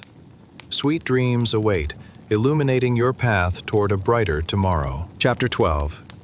The Heavens Roll Up. Salam alaikum, dear friends. Do you ever find yourself staring at the clouds, perhaps daydreaming about an intergalactic road trip, or noticing that your neighbor's lawn is definitely in competition with the Amazon rainforest? Well, tonight, we're diving into something far more riveting than yard aesthetics, the profound majesty of the day of resurrection, when the heavens roll up like an ancient scroll, revealing secrets known only to the Creator. As you settle snugly under your blanket, picture this. You are amidst the grandeur of the 7th century, where the desert sands sigh tales of prophets and poets. And surprise! Congratulations! You've just woken up in the year 632 AD, in a world that's about to face the most awe-inspiring revelation. Snug as you are, you might want to pay close attention. Things are about to get cosmic. Now, grasp your mental seatbelt because I'll inquire. What if your pillow could predict the future like a palm reader who's had too much coffee? Would you sleep easier knowing your dreams have served greater purposes than just avoiding last year's holiday turkey? And what about that sandwich you buried in your fridge 2 weeks ago? Will it rise like a phoenix or simply wither in silent judgment? Let's hold on to that thought of celestial intrigue while pondering what it must have felt like for our ancestors. Imagine a moment when the cosmos itself whispers secrets in winds that carry ancient echoes, the type of news you'd spill to your neighbor while sipping mint tea, except this news lacks the gossip. As we marvel at the rolling heavens, Let's picture our stunning sky, a canvas splashed with vibrant hues, suddenly vanishing, as if the universe decided to close an elaborate show. You can almost hear the stars gasp. At that moment, the atmosphere becomes thick, not just with intrigue, but with an unmistakable heaviness that weighs down on every soul. In the profound vastness, darkness looms like someone flipping your bedroom lights off during a midnight snack raid. All mankind finds itself precariously balanced on a bridge over a deep abyss, like that feeling when you stand on a teetering seesaw, desperately hoping you won't flop like a pancake. All fears, hopes, and choices bring us to this moment, a turning point where the echoing silence asks, "What have you prepared?" Now, let's take a minute to visualize a grand start in the bleakness of this darkness. Perhaps it's midnight, and you're pretending to be asleep while your roommate argues with their laundry about the merits of leaving clothes in the washer too long. But suddenly, the supreme cosmic order breaks through the stillness. As whispers of divinity fill the air, here you are on that bridge, wondering if anyone's left your snacks on the other side. And as the heavens do indeed roll up, let me assure you, it isn't for some grand finale of a cosmic show or a celestial concert. Imagine the Creator folding the universe like freshly laundered sheets, ready to tuck it all neatly into a cosmic bed, and you're anxiously shifting in that metaphorical bed, unsure of whether to pull the covers up higher or just hope for the best. The darkness can feel as heavy as last night's biryani settling in your stomach just before bed. You see, this isn't just a crisp autumn evening. It's the unfolding of fate, where every soul is met with circumstances that scream for attention. As the stars float down like confetti, it forms a stark contrast against the white expanse of this land of purity, where dreams of grandeur must now meet the reality of what each soul truly represents. What lies ahead is a reflection of lives lived, the light brimming from those who chose purpose over peril, kindness over chaos. Let's ponder that for a moment. If those choices were shoes, would they be polished loafers, or those well-worn flip-flops that remind you summer once meant carefree joy? You'd be surprised how often your choices travel with you, much like someone's 8-year-old, never-used, still in their plastic case gym membership. With all this anticipation, it's crucial to consider, dear friends, as the skies begin to fold, are you ready? As that heavy air settles around you, does it invoke the thought of all the moments you left untended, like wilted plants on your windowsill? Picture all the souls, past and present, preparing to face their choices. What legacy will your chapter of existence carry in this brave new world that awaits? As the universe prepares to unveil its divine orchestration, let's picture those old time travelers from centuries gone by, standing firm, holding flowered robes, and nervously fidgeting as they gaze into the abyss. It echoes the dread we all feel when knowing we forgot to water those very plants. Will they bloom or flop? The weight of that uncertainty lingers in the crisp, charged air. But hold on to the hope as we drift deeper into this cosmic tale, dear listeners. Whether you feel like you're hanging on the edge of that abyss or tiptoeing across the bridge, know that what awaits is a new dawn, one where even the tiniest of choices, those small offerings of kindness, will illuminate the path ahead. So, take a deep breath. Let that cosmic intrigue sink into your soul as we prepare to traverse forward through the stories of faith, choice, and resurrection that lie ahead. Each twist and turn beckons the question, what have I prepared for my journey to come? As we slowly approach the end of this chapter, let it serve as a gentle reminder that as we traverse the darkness, we must remember our own worth and the choices that build our legacy. Because friends, when the universe rolls up like a scroll, what will you have written on your cosmic parchment? If this whimsical exploration of the day of resurrection piqued your interest or tickled your funny bone, please feel free to give us a thumbs up, leave a comment, and subscribe to our channel. But only if you truly enjoyed the journey. Rest well, dear friends, wrapped in dreams that inspire warmth and compassion for tomorrow's journey that awaits. Sweet dreams unroll like a tapestry woven with lessons of the heart and soul. Chapter 13. The sun almost sizzles. Salam alaikum, dear friends. Have you ever felt the heat of a 100-degree summer day, standing outside like a turkey in an oven? Well, hold on to your hats. Tonight, we're about to explore a moment where the temperature cranks up to fry an egg on the pavement levels. Imagine this. The day of resurrection arrives, and a sun is brought closer than your panicked neighbor's dog flies in the backyard during a barbecue. As we dive into this sizzling scene, I encourage you to dim the lights, turn on a fan if you can, and wrap up in your most comforting blanket. Imagine that you are one of the soon-to-be scorched souls, waiting with bated breath. What do you plan to wear? Sturdy sandals or that pair of saved for special occasions flip-flops? And good luck finding shade, my friend. Ever thought about how many soul-sucking questions you'll face up ahead?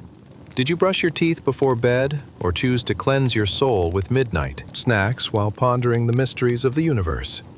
Did you remember to call your mom, or is that on the never-ending to-do list along with doing laundry?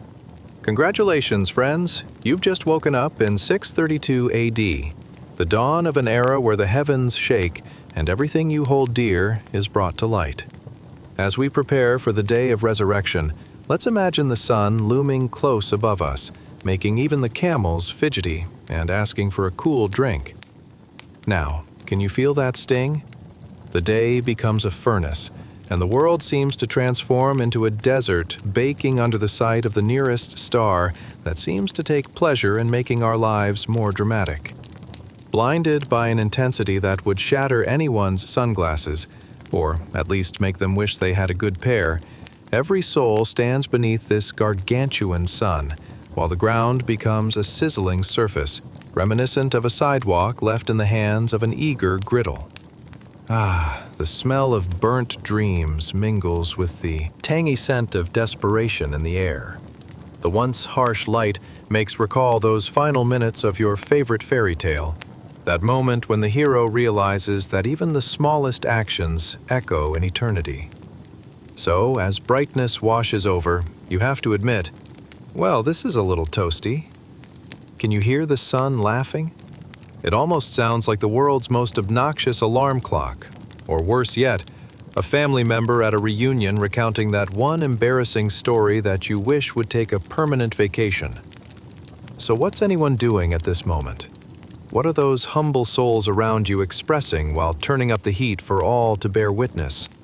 Perhaps you spot some wandering over to the cosmic lemonade stand that surely must be nearby, while others join their hands, hoping against hope it would magically turn into an enthusiasts group for shade. Now let's set the stage, shall we? Here you are, standing shoulder to shoulder with all of mankind, among those who chose different paths, some who have breathed kindness into the world, and those who have spiraled down the darker alleys of indecision and apathy. Could you ever have imagined you would be caught amid this cosmic assembly, enduring both the agony of the heat and the weight of your life's choices? Imagine making small talk. Nice day for a fiery apocalypse, huh? The skies bleed out vibration and anticipation, revealing a magnitude that can only be described as divine. Yet as you squint into that immense brightness basking over every soul, you might wonder if life on the surface is faring any better. Like tumbleweeds in a western, purpose and choices drift and tumble down the desert of remembered desires. Deep breaths, everyone. There is still a moment for realization to hit. Much like that time you realized wearing socks with sandals was not on your fashion agenda. And as thoughts float around, the glowing sun shines light on every soul, not merely as a radiance that cooks the skin, but as illumination exposing the very essence of our choices. It's as if the universe itself, with its own cosmic bucket of paint, doused us in the colors of our deeds, bright reds of kindness, grays of inaction, and even the deep blues representing moments lost in spirited laughter. So what do we do now? wipe the sweat from our brows, soak up the scorching radiance, and realize what an elaborate stage life has set. This moment is not just about survival.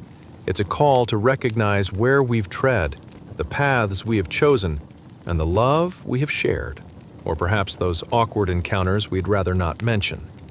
Rest assured, friends, though the heat might be a bit too intense, what lies ahead is a fresh opportunity. Like those infamous cleaning days we dread, endless yet vital to rejuvenation, this cosmic chapter invites everyone to reflect on what remains before us.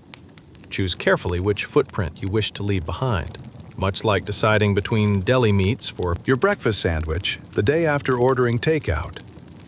As we approach the unlocking of choices, I assure you, life, both in the past and in the present, pauses here for a moment of self-discovery. So embrace that warmth, dear friends. It's all part of a remarkable cosmic journey, leading us to illuminate the paths that truly matter far beyond this grand desert and beyond. And as the heat begins to ease, remember this journey of souls is your invitation to reflect. What legacies will you carry into eternity? As we wrap up tonight's exploration of the day of resurrection, take these sentiments with you. Every moment counts. If you found humor in our cosmic gathering, or perhaps even a tiny epiphany about wearing socks in summer, make sure to like, subscribe, and maybe share a comment, but only if this cosmic opera tickled your funny bone. Rest well, friends, drifting into dreams nudged by reflections of every bright moment shared and discovered. Sweet dreams await, painted across the vast canvas of the universe. Chapter 14. The Jordan of Sweat. Salam alaikum, dear friends. Ever found yourself in a hot yoga class where you're sweating so profusely you could fill a kiddie pool? Imagine that feeling cranked up to 11. Tonight, we're diving into a scene so sweaty it makes summer humidity feel like a light breeze from an air conditioner that's on its last legs. Welcome to the day of resurrection, where the sun is so close it'd make even the most stubborn sunscreen bottle flee in terror. So, grab your favorite pillow, get cozy, and maybe keep a small towel handy, just in case. Perhaps you're wondering what on earth people in that sweltering crowd are thinking. Did someone forget to wear deodorant? Or maybe they're wishing they had invested in an inflatable kiddie pool for some emergency splashes of relief. As we delve deeper into this steamy narrative, let's imagine how people navigating this heat are feeling. Are they rolling their eyes, thinking, "This must be what fasting feels like on steroids"? Or are they just prayerfully hoping the sweat won't ruin their favorite sandals? Congratulations, friends. You've just awakened on the day of resurrection. And trust me, it's no cakewalk. The air is thick. The atmosphere is electric. And you find yourself standing among an ocean of souls, every drop of sweat pushing you a little closer to the edge of sanity. Speak of an unholy puddle party. As we stand here, let's check in on the scenes around you. With each moment, the sweat continues to rise. It's cascading down foreheads and backs like a slippery waterfall, glistening under that relentless sun. Picture this. Some folks are ankle-deep, others knee-deep. And then there are the poor souls submerged practically up to their lips. Imagine the horror of trying to shout for help, only to swallow a mouthful of your own boiling sweat. Oh, the imagination runs wild. One person tilts their head back to shout, only to choke on the salty liquid. It's like trying to take a sip from a fountain with no end. Ah, just what I needed. A refreshing dose of me. Perhaps it's a bonding moment, though. Everyone is equally drenched, sharing uncertain glances and a mutual understanding of this cosmic sauna. Let's not forget about our stirring tableau of emotions. Panic, regret, perhaps a mild craving for ice cream? Everyone here may be sweating, but what's cooking in their minds? Why didn't I leave the home gym and stick to online Zumba when I had the chance? Might someone lament. Are they thinking about their past? Did I commit enough good deeds? Did I even remember my laundry day? You can almost hear them mentally revisiting moments of kindness, like that time you held the door open for a stranger who looked like they forgot how to walk. Or that one yes you whispered to a sweet child asking for candy, only to find it stuck on your pants.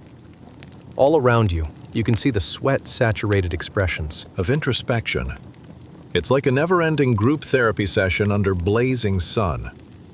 Hello, my name is Adam, and I'm sweating through my regrets. And oh, hear that gentle commotion as people fidget, squirm, and readjust, desperately searching for elusive relief. Those in your vicinity begin to embrace fierce camaraderie. My goodness, did anybody sign up for this? Could you imagine wearing fresh linen right now? Yet amidst this sticky milieu, you find comfort in knowing that everyone here will get to reflect, ponder, and perhaps even laugh, when this is all said and done, about the far-reaching effects of keen life choices, as sweat mingles like uncertainties in a shared space. Each drop is symbolic, a reminder that every action, or lack thereof, will be weighed. But hold on. Amidst this perspiring chaos, take a moment to notice the scene, a paradox of resilience and vulnerability. Despite this scorching experience, many souls stand united, staring into the blazing expanse, eyes gleaming with a mix of empathy and concern for their neighbors. Fancy that.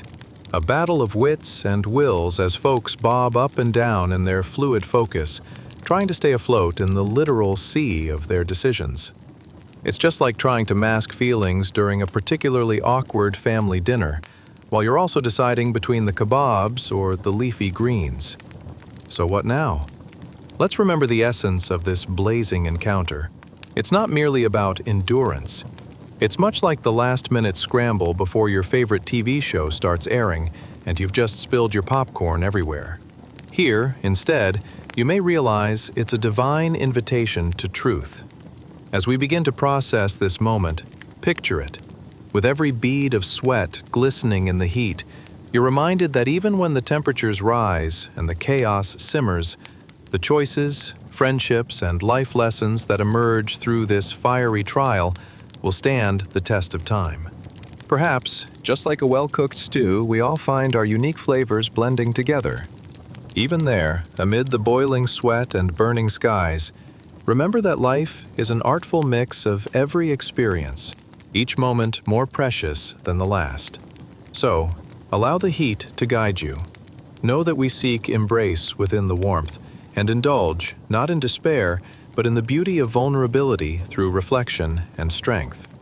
As we shift toward our closing thoughts, let this moment of cleansing perspiration be a reminder. Every soul must prepare, for the journey never falters, and every fanned wing mirrors eternity, sheltering us with the lessons we bring forth. And thus, dear friends, as we navigate this sweat-soaked saga together, let's hold on to the wisdom tucked within. What echoes do you wish to carry into eternity? What legacies will you choose to preserve?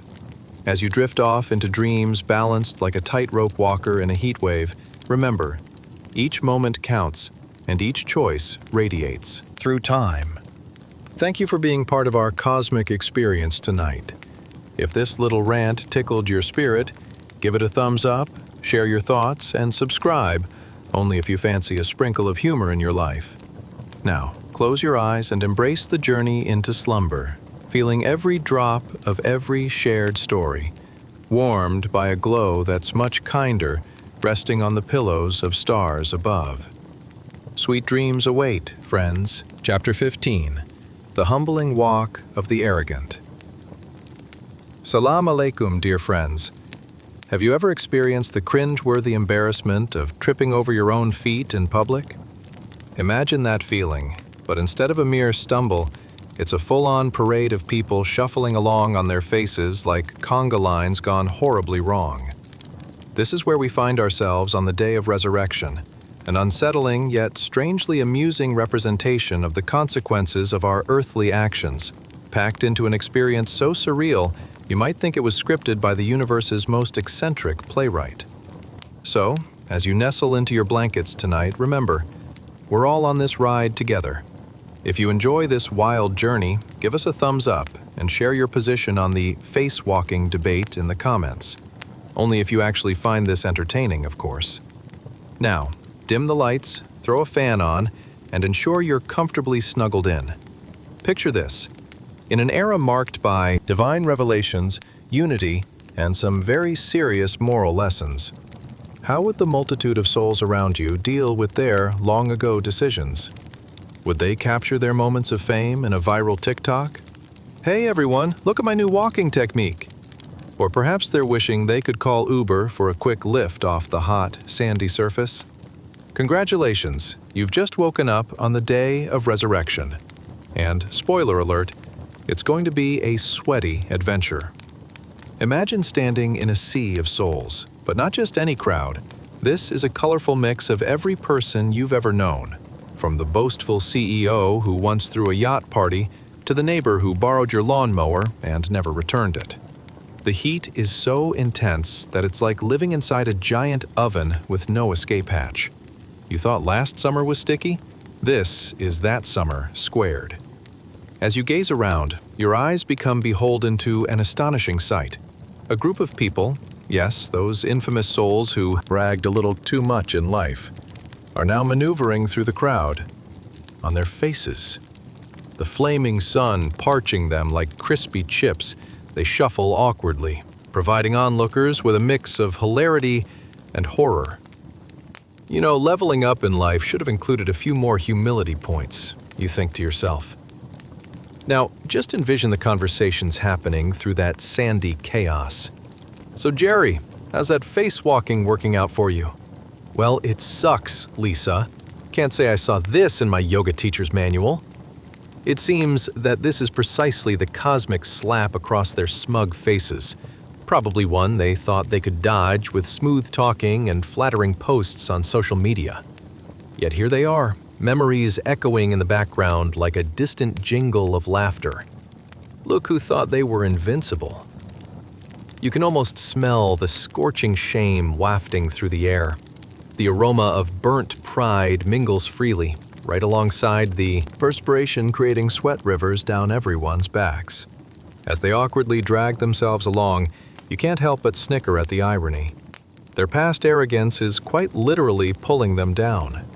But let's shift our focus. While you're giggling at their misfortune, take a moment to observe others in the crowd, the humble ones. They stand with grace, their postures a silent testimony that they carried virtues through life, like a plush thank you card tucked in a jacket pocket. They didn't strut or boast. No, they simply walked with kindness. They may be dripping in sweat, but their faces reflect a different kind of glow, not from the sun, but from the virtues learned and embodied. Now, let's turn back to our face-dragging friends. If only they could communicate. What would they say? I took up a new sport. It's called face tumbling. Or, hey, at least my skincare routine now includes some sand for extra exfoliating power. As you observe the unfolding drama, you can almost hear the whispers of reflections. Did I send that text during a heated moment? Would it have been more prudent to hold my tongue? Goofy images of people looking into the distance, yearning for acknowledgement for their good deeds, swirl through the sweat-laden air. And as the scene continues to unfold, you ponder your own preparations. How are you navigating your life's choices today? Would you find yourself among the face walkers, or perhaps among the upright souls? You might chuckle to yourself. Are your decisions today in line with your tomorrow? A thought, perhaps only mildly terrifying, flickers through your mind. But let's not get too sentimental now. It's still a funny situation. I mean, think about it. If you could somehow document this bizarre behavior, it might just break the internet. Imagine the viral hashtag, #FaceWalkingFails. You take in the moment, allowing the absurdity to sink in. Souls shuffling, laughter mingling with cries of remembrance and regret. And the temperatures rising higher than that iconic middle school crush you still think about. The one who wouldn't even look in your direction. As you drift deeper into the narrative, take this lesson with you. Every soul must prepare, because ultimately your actions shape your journey. And here, on this surreal stage, one can only hope to navigate life with laughter, humility, and maybe even a sprinkle of self-awareness to keep things sustainable. So, as the crowd continues its awkward progress, remember, face walking is no prosperity dance. It's just a reminder that humility triumphs in the end. And thus, dear friends, as we lay our heads down to plan our next great comedic masterpiece, remember, life is full of unexpected twists. The day of resurrection is a vibrant reminder that it's never too late to align your steps, and perhaps your feet, back to solid ground. If this little cosmic comedy gave your thoughts an extra tickle, please drop a like and share your favorite part below. And don't forget to subscribe for more warm tales that blend laughter, wisdom, and maybe a cheeky sprinkle of cosmic humility. Sweet dreams await, resting on the hopes of always being the supportive friend, the one who offers a helping hand rather than a face-first stroll. Good night, and may your journey of preparation continue. Chapter 16. Ants on a White Plain. Salam alaikum, dear listeners. Tonight, we journey into a scene that's as surreal as trying to get your cat interested in a new toy. Only this time, it's a cosmic event. Picture a vast, blindingly white plain, where everyone you've ever met is drifting about like ghostly apparitions, looking for their lost car keys. So many souls that they resemble ants scurrying over a sugar-covered landscape, with you right in the midst of it all, feeling slightly lost yet curiously intrigued. As you settle into the comfort of your blankets, let that soothing feeling wash over you like a gentle breeze on a hot summer day. So just how did we end up here in this peculiar moment of human history? Did someone order too much humility at the cosmic buffet? If you're bursting with questions like, what snack do neighborhoods of ants enjoy during their social gatherings? Or, did they ever figure out how to build their own tiny first-class cabins for alien vacations? Well, you're not alone. Brace yourself, because this isn't just another day at your local coffee shop. Congratulations, you've just woken up on the day of resurrection. Yes, that very day when all the past leaders and influencers are now reduced to wandering souls, the kings and queens of their own narratives suddenly aware of their dramatic plot twist. You're surrounded by a cacophony of whispers, complaints, and the occasional outburst. Could someone please get me a latte? Let's step into this scene together. Imagine the crowd. You look around and see every type of person imaginable. A hodgepodge of existence that could put a potluck dinner to shame. On one side, there are the powerful leaders from centuries past.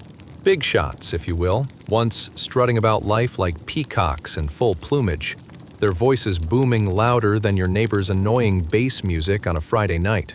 Yet here they are, where once they wielded power with the grace of a grand magician, reduced to something quite the opposite. Ah, what's that? Are they really inching through the white plain, looking like they've misplaced their sense of self-worth along with their car keys? Indeed, the visual is both comical and tragic. A parade of egos scooting across the ground like tumbleweeds caught in a breeze, while you try to maintain your composure amidst such chaos. As they shuffle awkwardly, a lone soul, once the world's self-proclaimed bestseller author, suddenly trips, landing face first into the white expanse. In a moment that feels like divine humor, he mumbles, well, at least I can say I've got a new genre, faceplant fiction. The absurdity of the scene is intoxicating. Can you smell that? It's a curious blend of burnt pride and the aroma of hot sand, an unpleasant bouquet wafting through the air as these formerly grand figures find themselves as insignificant as, well, ants. The sun blazes overhead, its warmth seeping into everyone's skin, making for a sweaty, awkward atmosphere. What's next, you ponder? Will they set up a support group for ex-leaders who realized humility is a thing? Meanwhile, the crowd's more humble souls stand upright, their demeanor calm as they observe this spectacle with a mix of compassion and amusement. Although undoubtedly sweating bullets themselves, they exude an almost otherworldly grace, the kind that makes you wonder if they took an advanced course in humility during their earthly attempts at virtue. The irony here is palpable. It's like watching a roller coaster malfunction right in front of your eyes. And what are these upright souls thinking amid the sea of misfortune? Perhaps things along the lines of, "Remember that awkward dinner party we attended? At least this isn't that level of cringe." Or, "Glad I didn't participate in that last debate about the best local taco joint." Questions swirl around the plane. How did I spend my days? Did I choose to build bridges or burn them? The sound of murmurs fills the air as they consider their own pasts and the odd misadventures that led them to this very moment of realization.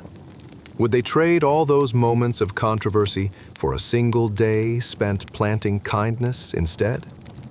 Just then, out of the chaos, a voice emerges, a deep, almost comedic cadence that echoes. "I always said my life was a circus, but this is next level." The crowd chuckles, breaking the tension that had enveloped them. Yet in the tapestry of this vast gathering, you can't help but reflect on your life choices. How have you navigated your own path? Suddenly, the humor morphs into a deeper contemplation, and a trickle of thought washes over you like a gentle stream. Am I also face-walking through life? Have I been chasing the mirage of superiority? Or have I rooted myself in the goodness of humility? And so, as this bizarre gathering continues its awkward shuffle across the vast plain, a hot, white expanse that begs for a DNA test to uncover the secret to joy, ask yourself, where do you find yourself in this delicate dance of existence? As the clamor subsides and everyone's movements continue, you realize that even amidst the absurdity, the lessons that converge here are timeless. It's a reminder to navigate life with laughter, kindness, and a generous sprinkle of humility. Because ultimately, isn't that what helps us stand tall instead of face-planting into the sands of time? And with that thought, dear friends, as you lay your head upon the pillow, consider the amusingly humbling journey of existence. The day of resurrection stands not just as a moment in time, but as a reminder that the choices we make ripple through eternity. Let that cosmic tickle of humor rest with you tonight, guiding your dreams into realms filled with laughter, humility, and the joy of shared existence. If this little cosmic comedy brought a smile to your heart, please do give us a thumbs up, share your favorite part, and subscribe for more warm, whimsical tales. Sweet dreams await, and may your journey tonight be filled with enlightenment and a splash of laughter. Good night. Chapter 17, The Celestial Ride. Salam alaikum, dear listeners. Tonight we transport ourselves to a scene so spectacular it could give your neighbor's attempt at a barbecue pit a run for its money. Imagine this, a magnificent group of believers. Yes, the kind dressed in the finest celestial garb that would even make a royal tailor pause in awe, gliding gracefully through the air on shimmering vehicles. Picture this spectacle like a parade of heavenly chariots, only with a celestial glow and no need for gas money. So, snuggle into your blankets and prepare for fantastical adventures that might make you question if you forgot to turn off the stove. As you relax, you might ask yourself, did prophets ever get nervous before a big speech? Or, what would one serve at a heavenly feast, celestial hummus or ambrosia? With such questions in mind, let's drift deeper. Congratulations! You've just woken up on the day of resurrection, a day so pivotal it makes your last birthday party look like a child's backyard barbecue. You find yourself amidst a throng of believers floating about, their joy radiating like sunlight on a summer morning. The air, sweetened with the fragrance of light and purpose, carries laughter and whispers of relief as everyone realizes this is the day they were promised, the ultimate day of reckoning, holding all that was once hidden in the vaults of time. In the distance, shimmering vehicles descend from the sky, their surfaces catching the light like polished mirrors. You can almost hear the angels whispering sweet nothings, their voices melodic and rich, as they enrich the atmosphere around you. "Welcome, dear souls. We've been waiting for you," they chime, as these intricate vehicles hover just above the ground, gliding like a soft breeze, taking comfort to an entirely new level. You ponder the sheer luxury of it all. Is this the standard mode of transport in the afterlife? Or are we all just on the early bird special scale? You wonder, grinning at the thought of celestial ride shares. Half-formed ideas bounce around. You might even dare to imagine turning to the person beside you and asking if these rides come equipped with snacks. Knowing angels, perhaps they're serving heavenly dates or some form of celestial popcorn? The angels, with their radiant smiles, bright enough to power a small village, continue to greet the revived souls. They resemble a group of overly enthusiastic tour guides, sharing stories of past tribulations and triumphs. Today is a day of celebration.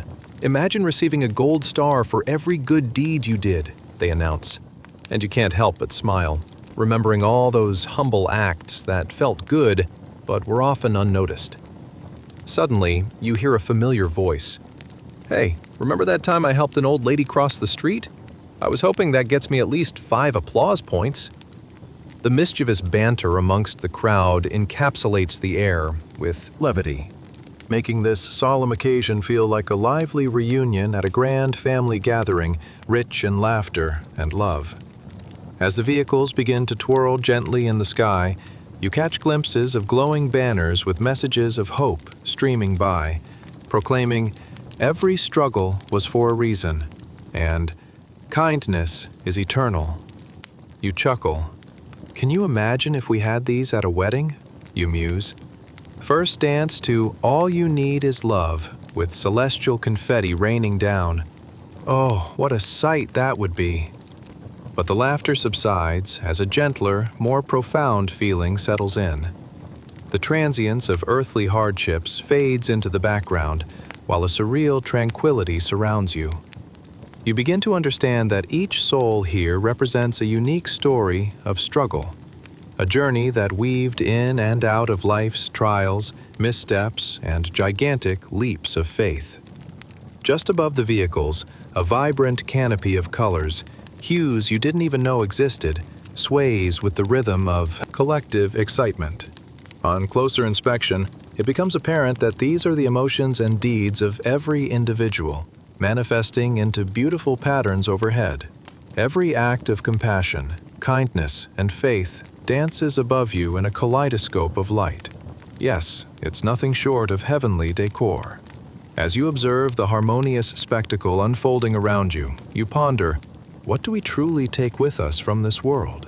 You imagine a grand scale balancing each deed you've done, the hopes you've nurtured, and the laughter shared. And suddenly, it becomes clearer. This moment is about preparing for the next chapter, a day. It's a gentle reminder that life isn't just a checklist of accomplishments, but a tapestry woven with threads of love, kindness, and connection with one another. With each passing moment, the lessons you've learned evolve like a well-loved novel, deepening your appreciation for unity and compassion. A gentle nudge from the universe that you're not alone.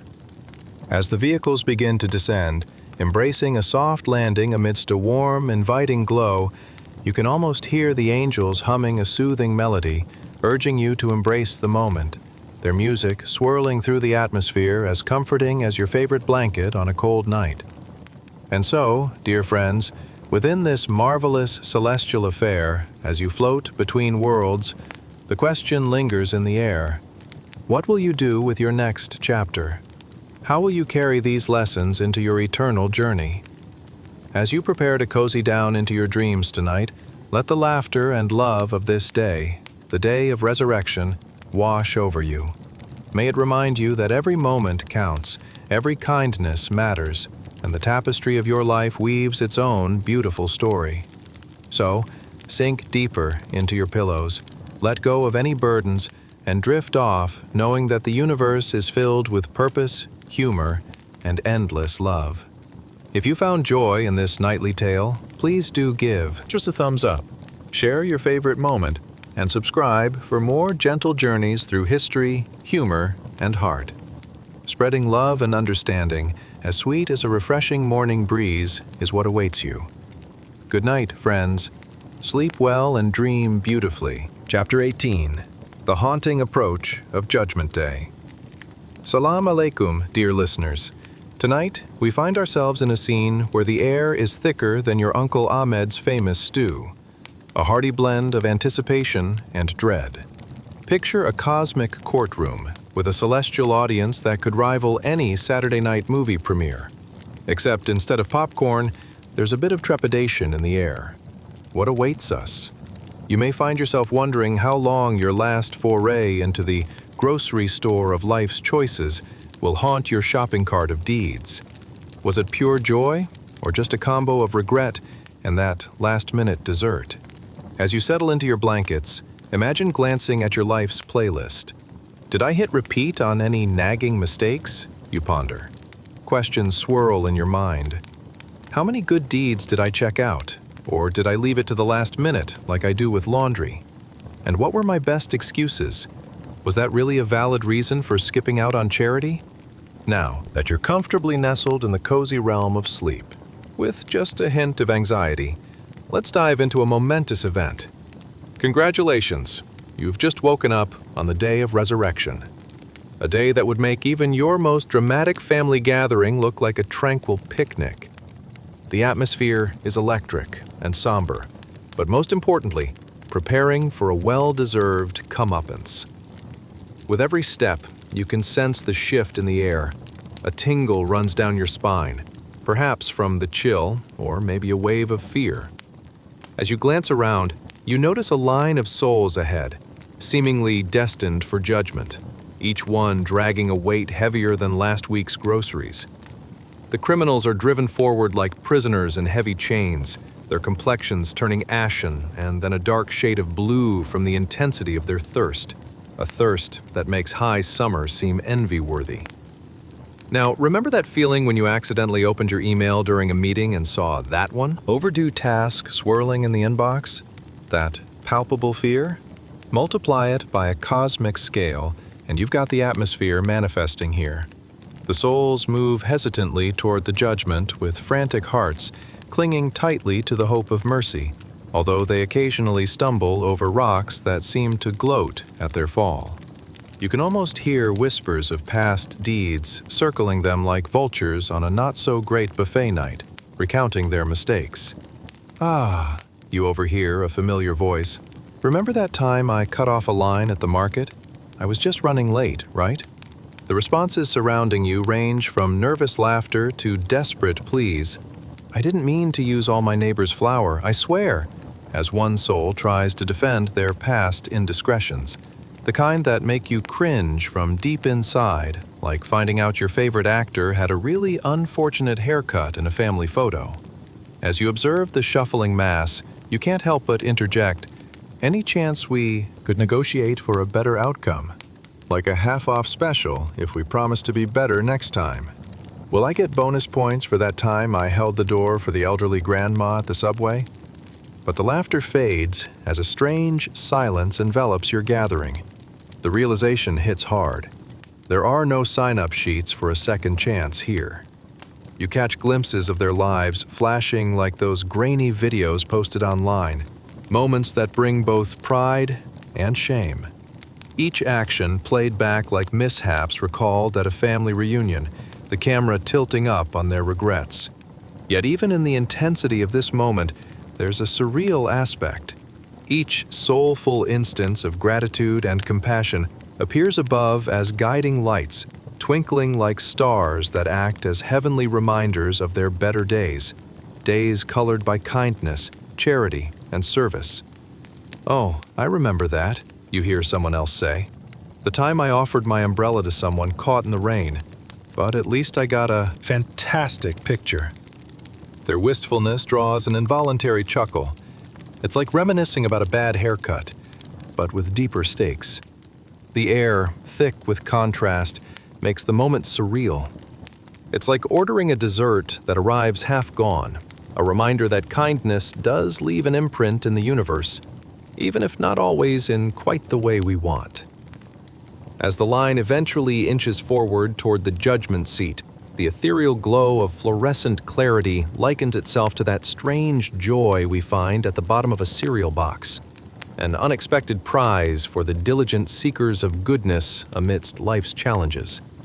And there you stand, caught in a philosophical cacophony, wondering where you fit in this cosmic spectacle. So, is there an after-exam party? You ask yourself, half joking but full of curiosity.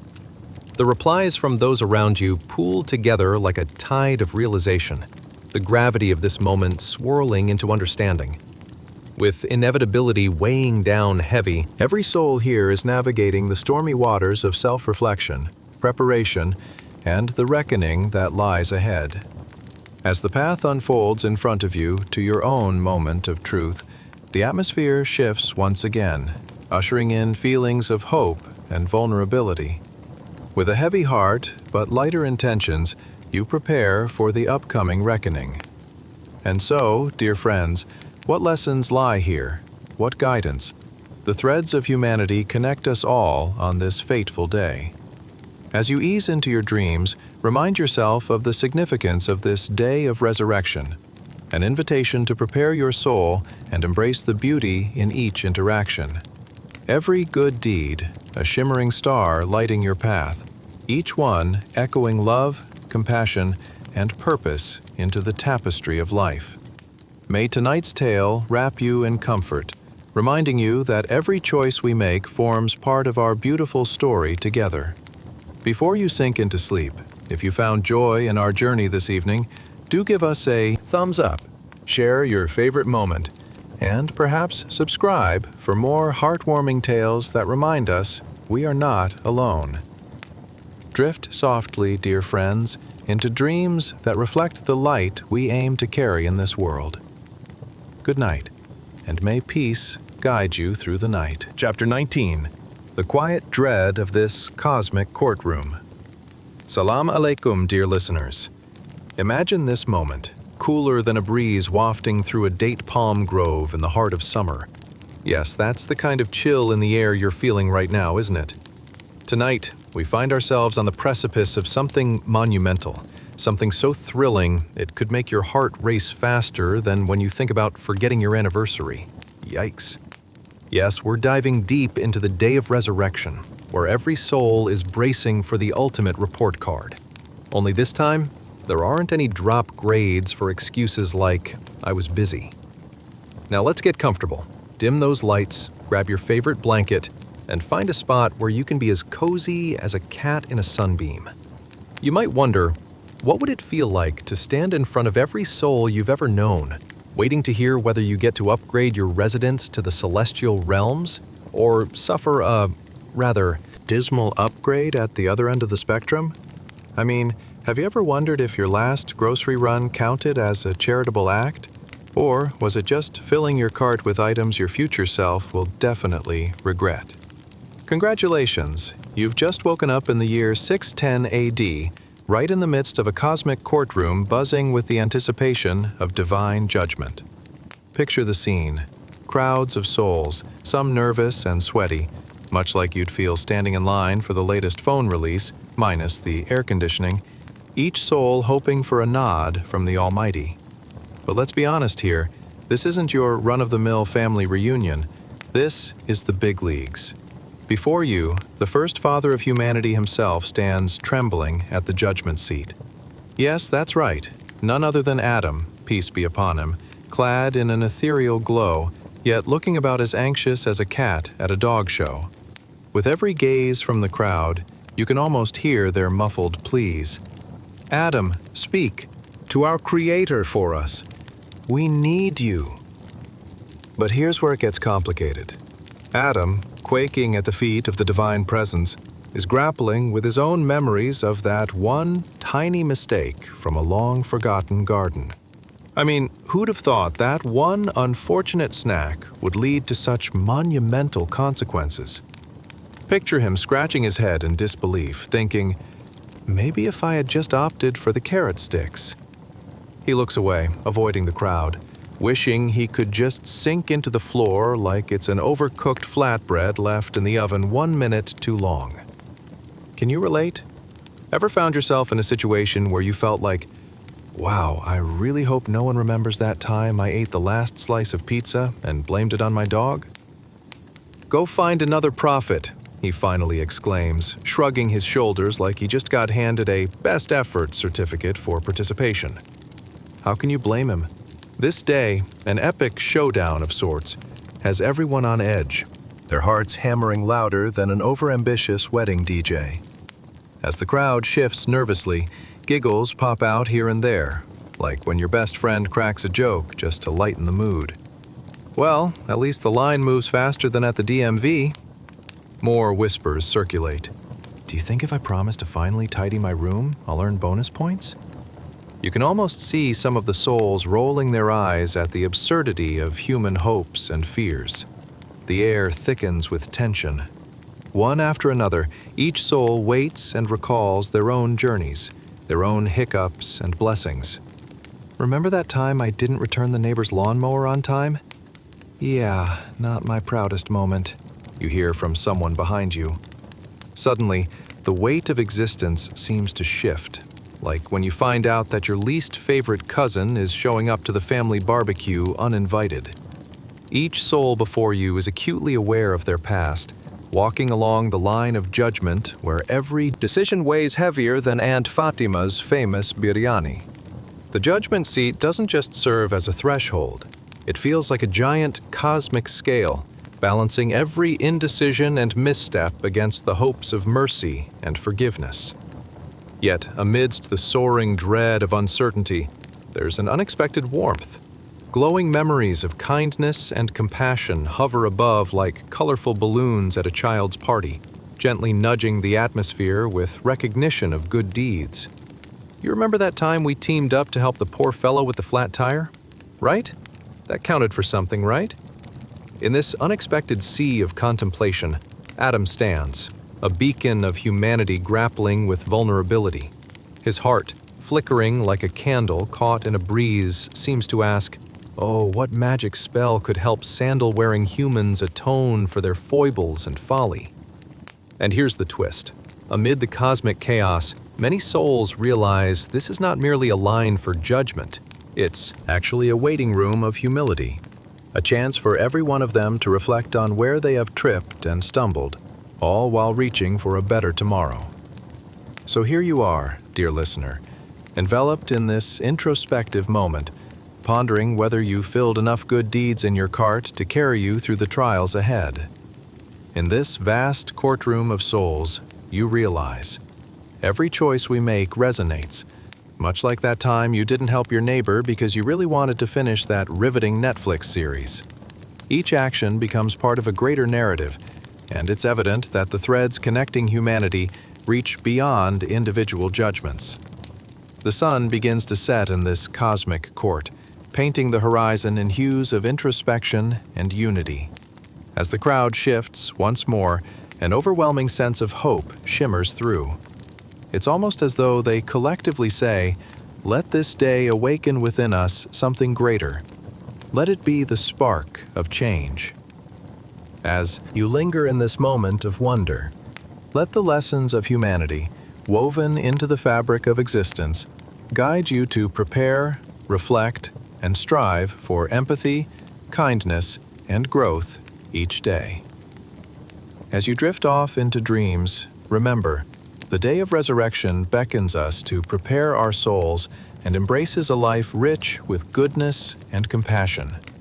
Just think, every good deed is a spark that lights the path we travel. If you enjoyed tonight's journey through the cosmic courtroom, don't hesitate to like, comment, or share your favorite whimsical moment with us. And remember, only do so if you really found joy in it. Until next time, dear friends, may your dreams be filled with light, laughter, and serene reflections that connect you closer to the essence of your being. Good night. Chapter 20.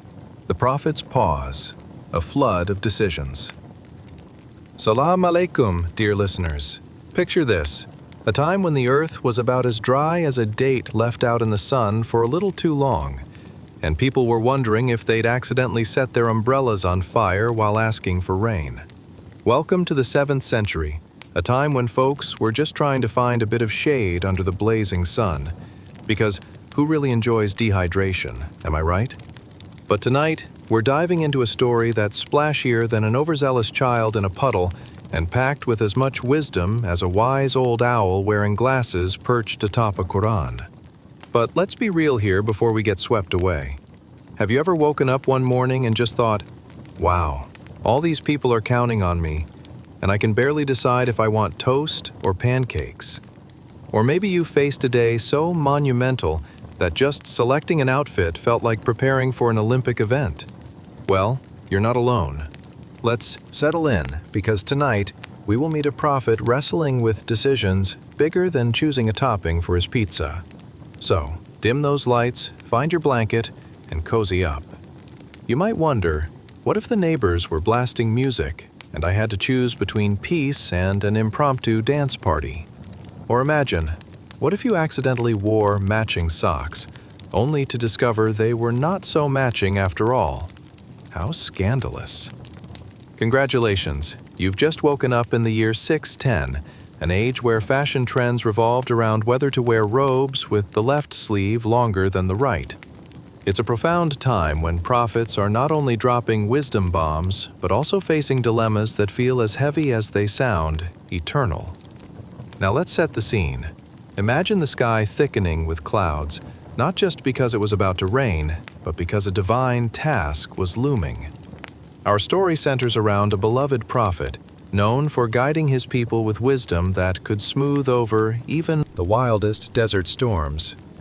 However, today he finds himself in quite the quandary.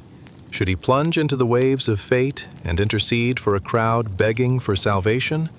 Or hang back and protect his own soul? This prophet stands amid a gathering, a sea of upturned faces glimmering with desperate hope. They are calling for help, resembling the flustered customers at a coffee shop, each impatiently tapping their feet and glancing at the clock. What do you mean the espresso machine is broken? You can almost hear their thoughts echoing. And yet, our guy is paralyzed more than a cat on a hot tin roof, knowing full well that meddling in this divine judgment might lead to consequences as harsh as a sunburn on a beach day. Can you imagine the sheer weight of this moment? Each person facing him believes he holds the key to their rescue, yet he grapples with the fear that if he misguidedly steps into those turbulent waters of celestial bureaucracy, he risks his own standing before the Almighty. It's the classic dilemma. Help your friends move their heavy furniture, or stand back and enjoy the pizza party without sore muscles later. Tough choices, my friends. Go seek the next messenger. I'm just not cut out for this today, he suddenly declares, shrugging with a dramatic flair akin to someone rejecting a third slice of cake. It's not that he doesn't care, it's that he's acutely aware of the holiness of every action. He knows that the day of reckoning is nigh, and each soul is accountably awaiting its chance on the cosmic scale. Talk about pressure. As he gestures towards the next messenger, there's a ripple in the crowd, reminiscent of kids at a playground shifting from one swing to another. Really? You mean we have to wait in the line of prophets? What is this, an eternal DMV? One man whispers incredulously. Among the growing murmurs, you hear scattered chuckles, as if even on such a gravity-laden day, a slender ribbon of absurdity remains alive. And here's the humor. Amidst all the fear, there's an amusing camaraderie building. Picture souls bouncing ideas off one another. Look, I promised my mom I'd be a good person, but if I can get a head start in the line for divine blessings, or are we sure the next guy's better? I mean, his last miracle, let's just say, was questionable at best. Do we really want to gamble our fate on it? Now the prophet's heart begins to soften. It's not just about him anymore. It's about the ocean of souls before him, all swirling with dreams, fears, and more than a pinch of hope. The humor intertwines with anguish, a poignant reminder. Every choice really does trickle down to create waves in this grand tapestry of existence. As hesitations begin to melt, he can't help but think back to the times he listened to his own messengers, his own clouds of uncertainty through lessons of resilience. He stares at the layers of faces, feeling an odd kinship with them. To save them? Or not? The air is thick with anticipation, much like the aroma wafting from a bakery filled with freshly baked bread. Tantalizing, yet daunting.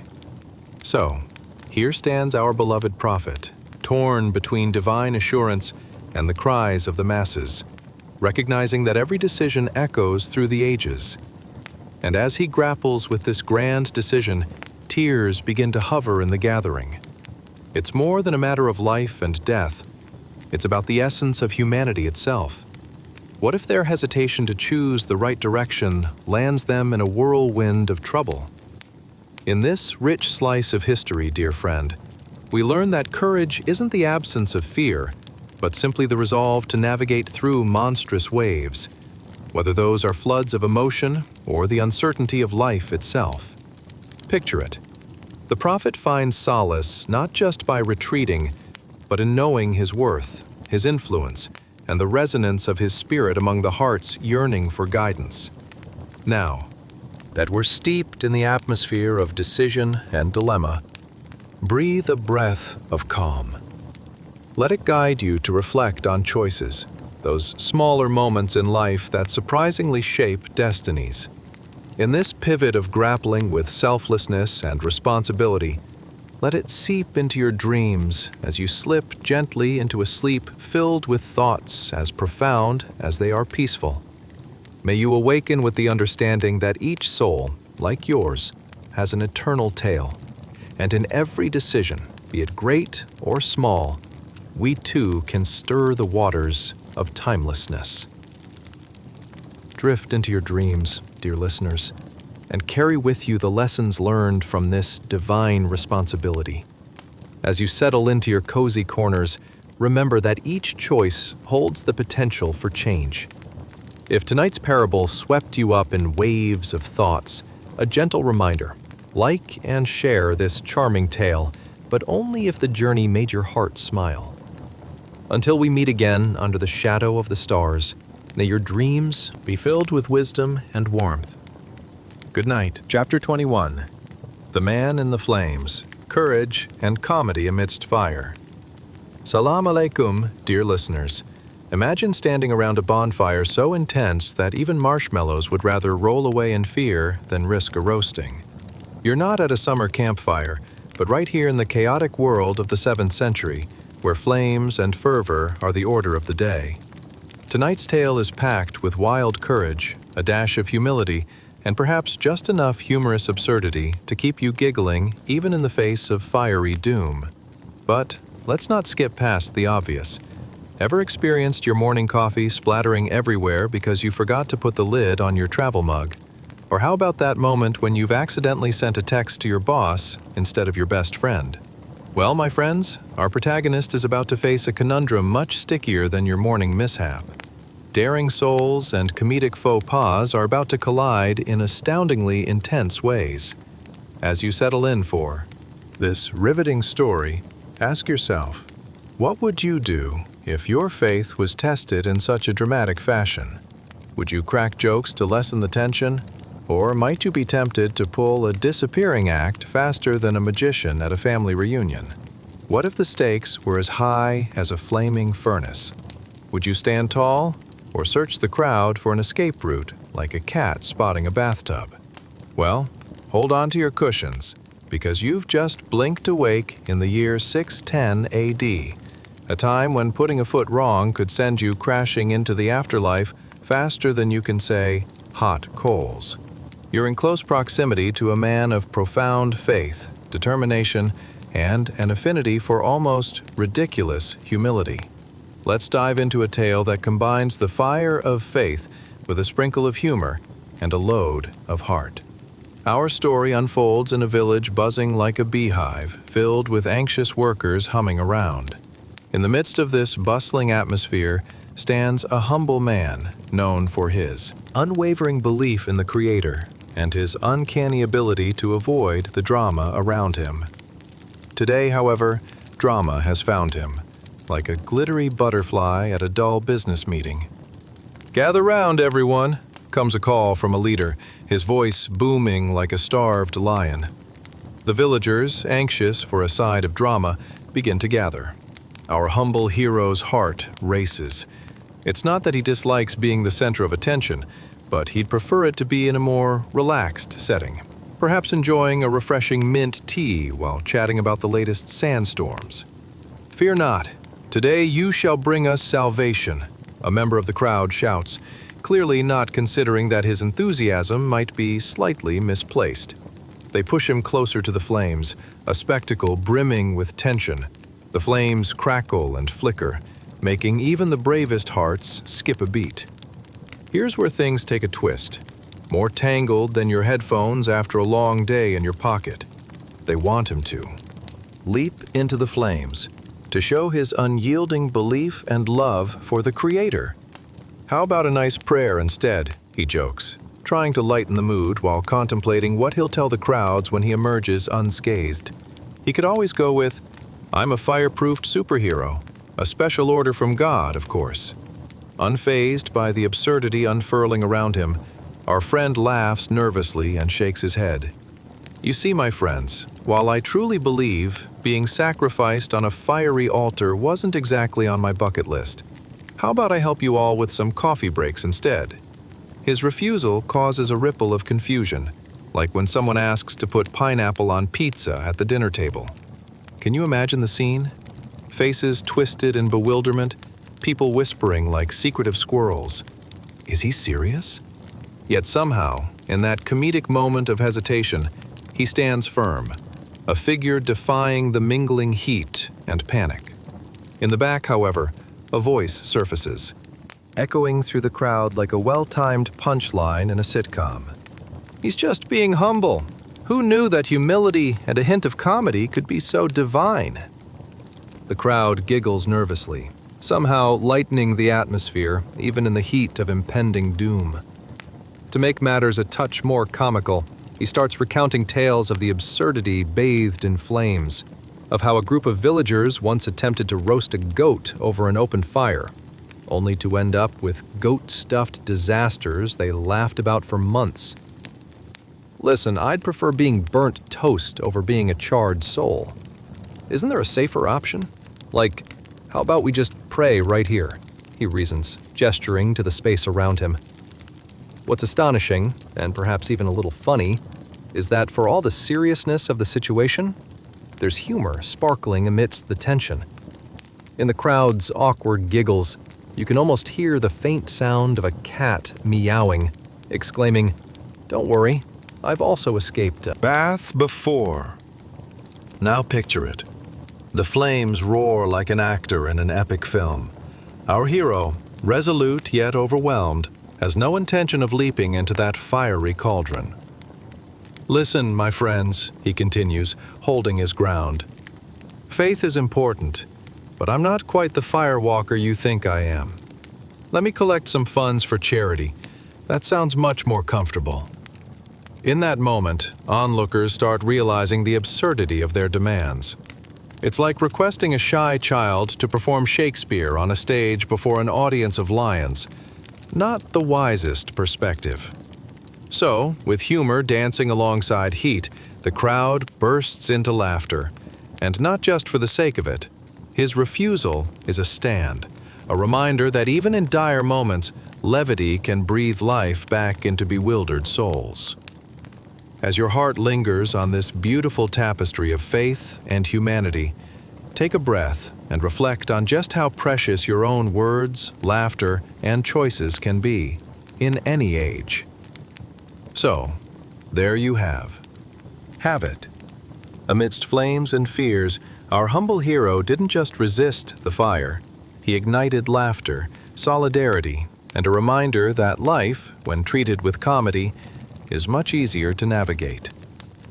As you wrap yourself in comfort and drift into slumber, remember that just like our story tonight, life often serves up challenges that are best met with humor and heart. If you found yourself laughing and learning tonight, do share this tale, like and subscribe, only if it truly brought a smile to your pillow. Until we meet again, may your dreams be luminous, filled with wonder, and perhaps even a chuckle or two. Good night. Chapter 22. The Prophet Beneath the Throne, an Unheard Prayer. Salam alaikum, dear friends and dreamers. Tonight, we journey into a moment where tranquility meets the weight of divine responsibility. Picture it, a celestial throne looming like a shady tree on a scorching day, its majesty only matched by a stubbornly high pile of laundry that seems to grow no matter how often you wash it. Yes, my fellow couch potatoes, we're diving into a scene nearly as dramatic as that time your relatives decided to drop by unannounced after you just settled into your PJs and binge-watching mode. As you prepare to settle in, let's think about something absurdly relatable. Have you ever found yourself pondering the universe as you try to decide which socks to wear? Yes, you heard me right. Among the profound questions of life, some of us are stuck wondering if polka dots go with stripes. Can you imagine being in a pivotal moment and being distracted by mismatched socks? Well, fret not, for our protagonist here is far beyond sock dilemmas. So dim the lights, tuck in beneath your blankets, and cozy up as we gently float back to a period soaked in teachings and tribulations. The prophetic era, where humility met humor in the most unexpected of encounters. Closing your eyes is a good idea, but just for a moment, because guess what? You've just woken up to a magnificent sight smack dab in the year 632 AD. Yes, folks, this is the year where you might find yourself in a heavenly prostration beneath a majestic throne, contemplating your heart's wildest wishes. How's that for a Monday morning? In this great moment, the pulse of history rumbles like a toddler in need of a snack. Here, you stand before none other than the final prophet of Islam, enveloped in a sense of humility deeper than a bottomless pit. Or at least, that's what your stomach thinks after skipping dinner. Can you hear the rustle of angel wings? The soft whispers of divine presence? They float through the air like a sweet fragrance weaving between the threads of time. You see, in the quiet of this moment, our beloved prophet, peace be upon him, erupts into a long, profound prostration. It's not just any bow. It's a heartfelt dive into the soft embrace of humility, where every part of his being glimmers with the sincerity of prayer. You might want to practice this at home. Try making a long, exaggerated prostration on your living room floor. But beware of any intoxicated pet seeking to assist your moment of connection with the divine. But let's get back. As he bows down, whispering praises that dance in the air, words as beautiful as a sunset and nearly as mesmerizing, there's an eerie stillness. It's the kind of silence that makes you think you might have accidentally muted your favorite show just as the explosion happens. His words flow like honey from a jar, gooey and sweet, echoing sentiments of love, compassion, and ethereal connections that have never touched mortal ears before. In this breathtaking moment, you might wonder, what would you wish for if granted one divine opportunity? A lifetime supply of chocolate? Perhaps infinite Wi-Fi? It's an interesting dilemma to ponder. But our champion here has something far greater churning in his heart, an earnest desire for his ummah, for balance in a world so often skewed. Time seems to stretch, each passing second more potent than the last. The universe appears to be holding its breath, waiting to exhale the next great revelation. And then, the moment arrives. Deep from beyond the throne, a voice rings out, a call so powerful it's like your mom's voice across the supermarket aisle when you're just about to slip something questionable into the cart. Lift your head, it commands, and our prophet raises his gaze, his heart still nestled in the solace of humility. Ask for whatever your heart desires. If this were modern times, imagine the moment, simultaneous drop of your phone and the realization that you can finally ask for unlimited streaming of your favorite shows. But, alas, in this transcendent setting, every soul realizes something deeper is at stake. You see, this monumental exchange is not just a recognition of the prophet's position. It is a call to every heart beating across the span of life. What do you seek? Peace, understanding, community. And then, as time itself shies its head and weaves through the fabric of possibility, you begin to grasp the significance of this profound moment. It's as if one old friend has handed you the answer key to life's toughest quiz, while the rest of the world still flounders in caffeinated confusion. With every breath, you drift deeper into this magnificent moment, absorbing the weight of this exchange. You realize now that this journey is one of preparation. Every soul, yes, even yours, is meant for moments like these. So, what do you desire? A full heart? Unwavering? Faith. Let's indulge in some genuine reflection as a soft rhythm of enlightenment envelops your spirit. You might just find that after this deep dive beneath the divine throne, you're left with more than just a soft prayer. Perhaps you'll clutch on to that eternal wish tucked within your heart, a wish for connection, understanding, and a little sprinkle of humor to navigate through this unpredictable thing we call life.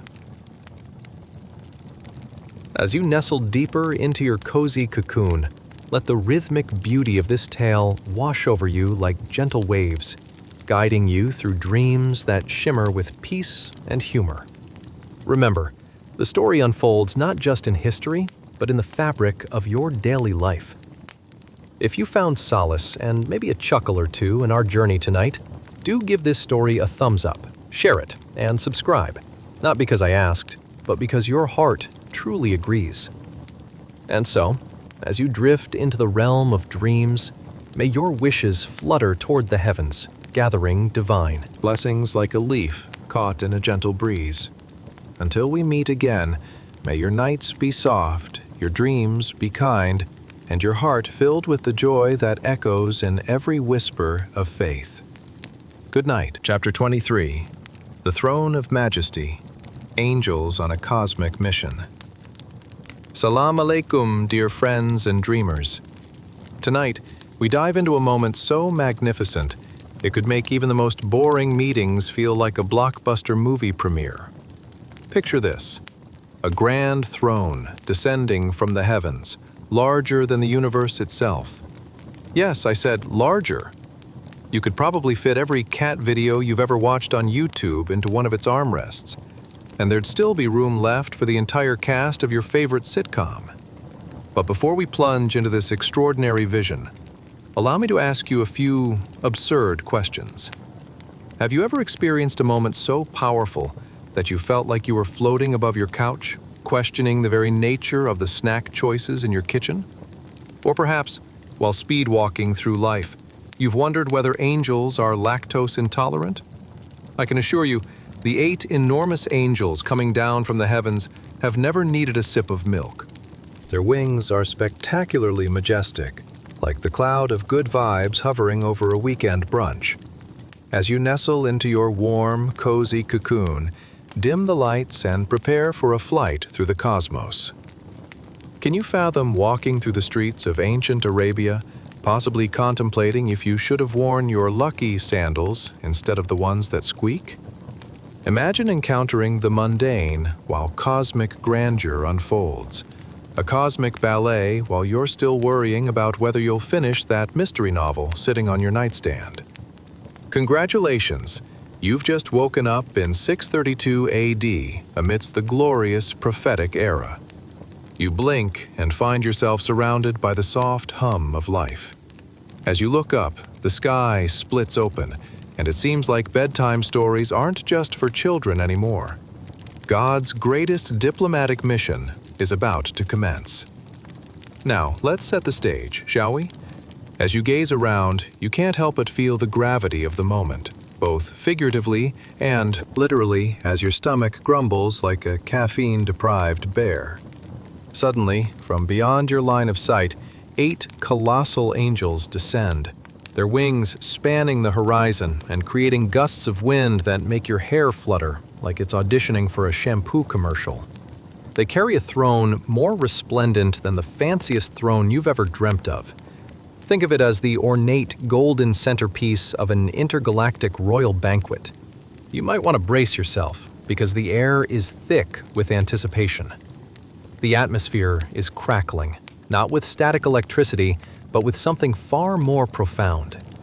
Imagine inhaling the scent of freshly baked bread, but this time it's mixed with an otherworldly aroma that whispers promises of hope and resurrection. Yes, the presence of the Creator is slowly filling the space, and you can feel it deep within your bones, like the harmless tickling sensation of phantom burrs from that backpack you forgot you owned. And as the angels approach, you can see that the distance between one ear and shoulder of just one of them could take hundreds of years. Did someone say celestial gym membership? Who needs a personal trainer when you've got angels showing off their divine muscle at the cosmic weightlifting championships? The throne above you sparkles like 1,000 stars intertwined, radiating a soft glow that dances with every heartbeat around it. You can't help but think, if I sat on that throne, would I still have to deal with taxes? Just as the throne's magnificence envelops your senses. You might even imagine how many of our modern-day problems would vanish in its presence, like that dreaded family group chat nobody wants to engage in. Let's just take a moment to absorb the scene. The angels glide, their movements fluid and harmonized, sending shock waves through dimensions unseen. They whisper heavenly songs to each other, names reverberating through the air like sweet melodies. What must it be like to hold such cosmic responsibility? Imagine their inner monologue. I hope they remembered the snacks for the bright souls below as they tap dance upon the fabric of stars. As we immerse ourselves in this divine ambience, a sudden silence encompassing the vastness of time and space engulfs you. It's the kind of hush that feels like the world has hit the pause button, and an invisible finger is signaling you to listen closely. Then, from the shimmering throne, a voice echoes, a command that's soft yet powerful enough to make the mountains tremble. Lift your heads, it calls, and you instinctively do just that. The gesture strikes a chord within, a powerful reminder of the purpose ahead, a cosmic reckoning that awaits every soul in existence. What's the true weight of preparation for such an extraordinary moment? This call isn't merely a command.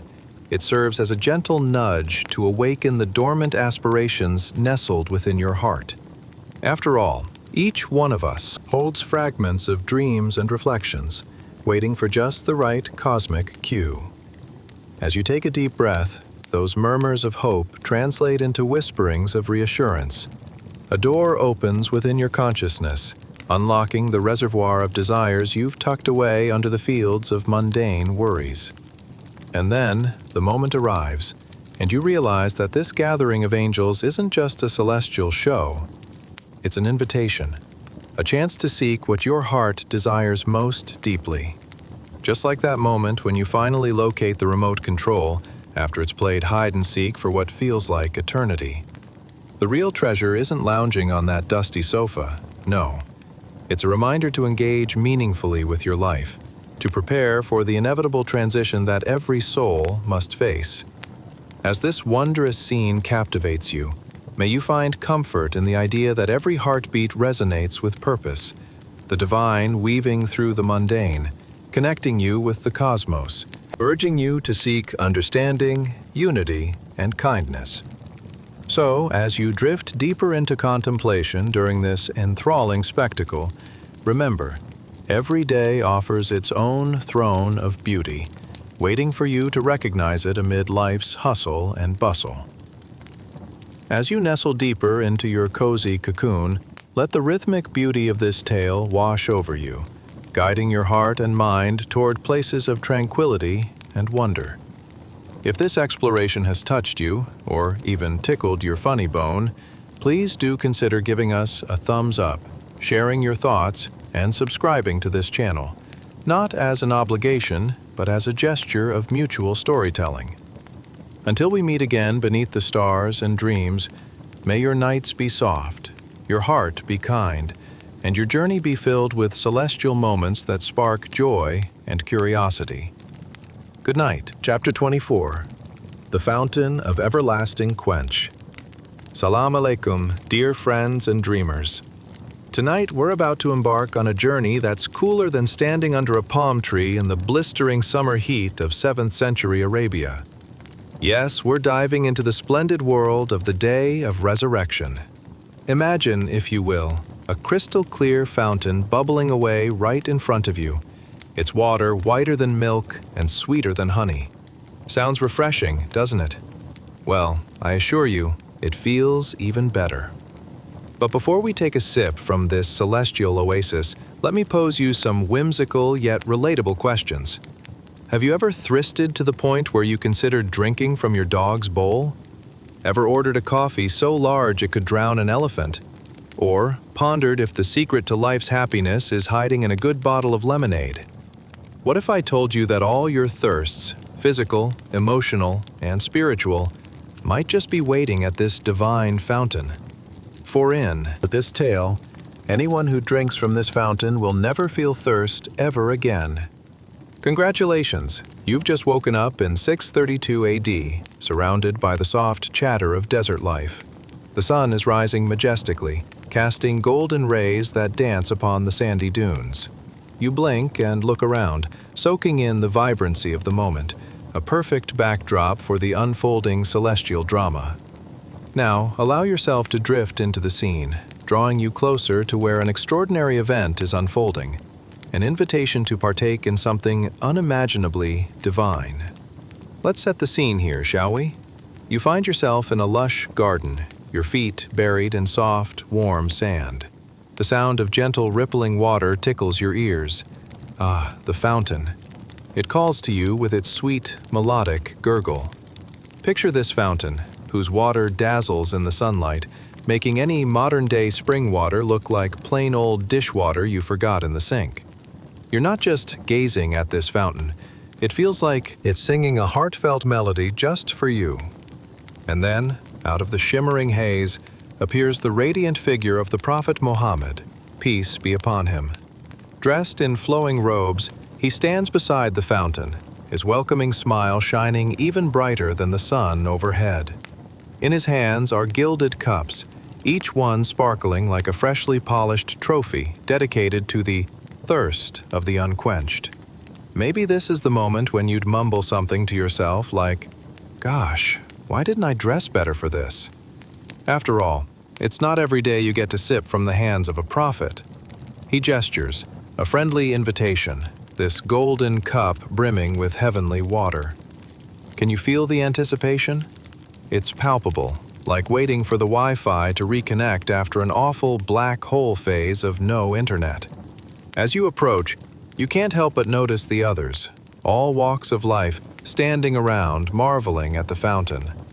Some whisper excitedly, others cross their arms in contemplation, just like when your friend spends 3 hours at the store trying to decide which pair of sandals to buy. There's a collective understanding, a sparkling connection. We are all here, seeking salvation from our thirst. Does it sound like a sin to want to sip from that cup? Nah, not when it leads to eternal bliss. Drink, my friends, the prophet beckons, his serene voice ringing like an angel choir. For anyone who tastes this water will never thirst again.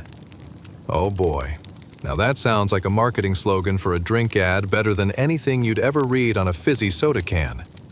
With a heart full of excitement, you lift the golden cup to your lips, tilting it gently. The moment the water touches your tongue, it's as if every layer of your worries washes away. Picture it. The taste is a symphony of sweetness, the kind of sweet that reminds you of childhood summers spent chasing ice cream trucks. It's refreshing and calming, like a warm hug from your favorite grandma telling you that everything will be all right. Except this grandma happens to be a prophet. And now, as the last drop vanishes and the cup returns to him, something incredible happens.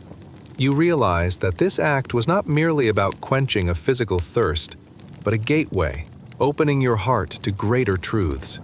Healing surges through you, lightness permeating your soul. You stand there, wondering, am I glowing? Should I call Sky TV? Is this the new trend?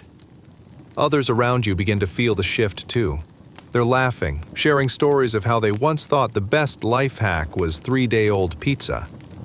But in this moment of clarity, they grasp something life-altering, a reminder that preparation for the day of resurrection is not merely a ritual, but an invitation to a deeper thirst, a thirst for knowledge, compassion, and connection. As more cups are filled, hearts become lighter, and laughter echoes through the air. You notice someone has actually brought their dog along to this celestial gathering. And now everyone's wondering if even the furry friends might get a taste of this astonishing water. After all that, it begs the question, what if this fountain represents our own pursuit of wisdom and spiritual fulfillment? In a world where many seem content drinking from half-empty cups of superficiality, this fountain stands tall, inviting every soul to seek greater depths. So as you close your eyes and filter the remnants of today's journey, let the ethos of the fountain wash over you. The laughter, the joy, the reminder that every step you take toward your purpose leads you closer to a quenching that transcends the ordinary. Take a moment, dear friend, to reflect on this mystical fountain of knowledge and connection. It's not just about the water, it's about the bonds we share and the quest we undertake for serenity and understanding. As the sweet echoes of this story begin to fade into soft whispers and you nestle deeper into your cozy embrace, remember that each part of this journey reminds us of the immense beauty and purpose in our lives. If this tale tickled your fancy or quenched your thirst for enlightenment, feel free to give it a thumbs up, share your thoughts, and subscribe to our channel. Not because you have to, but because, deep down, it could just be your way of keeping the echoes of these stories alive. Until we meet again in the gardens of dreams, may your nights be serene, your heart be light, and your thirst for wisdom never go unquenched.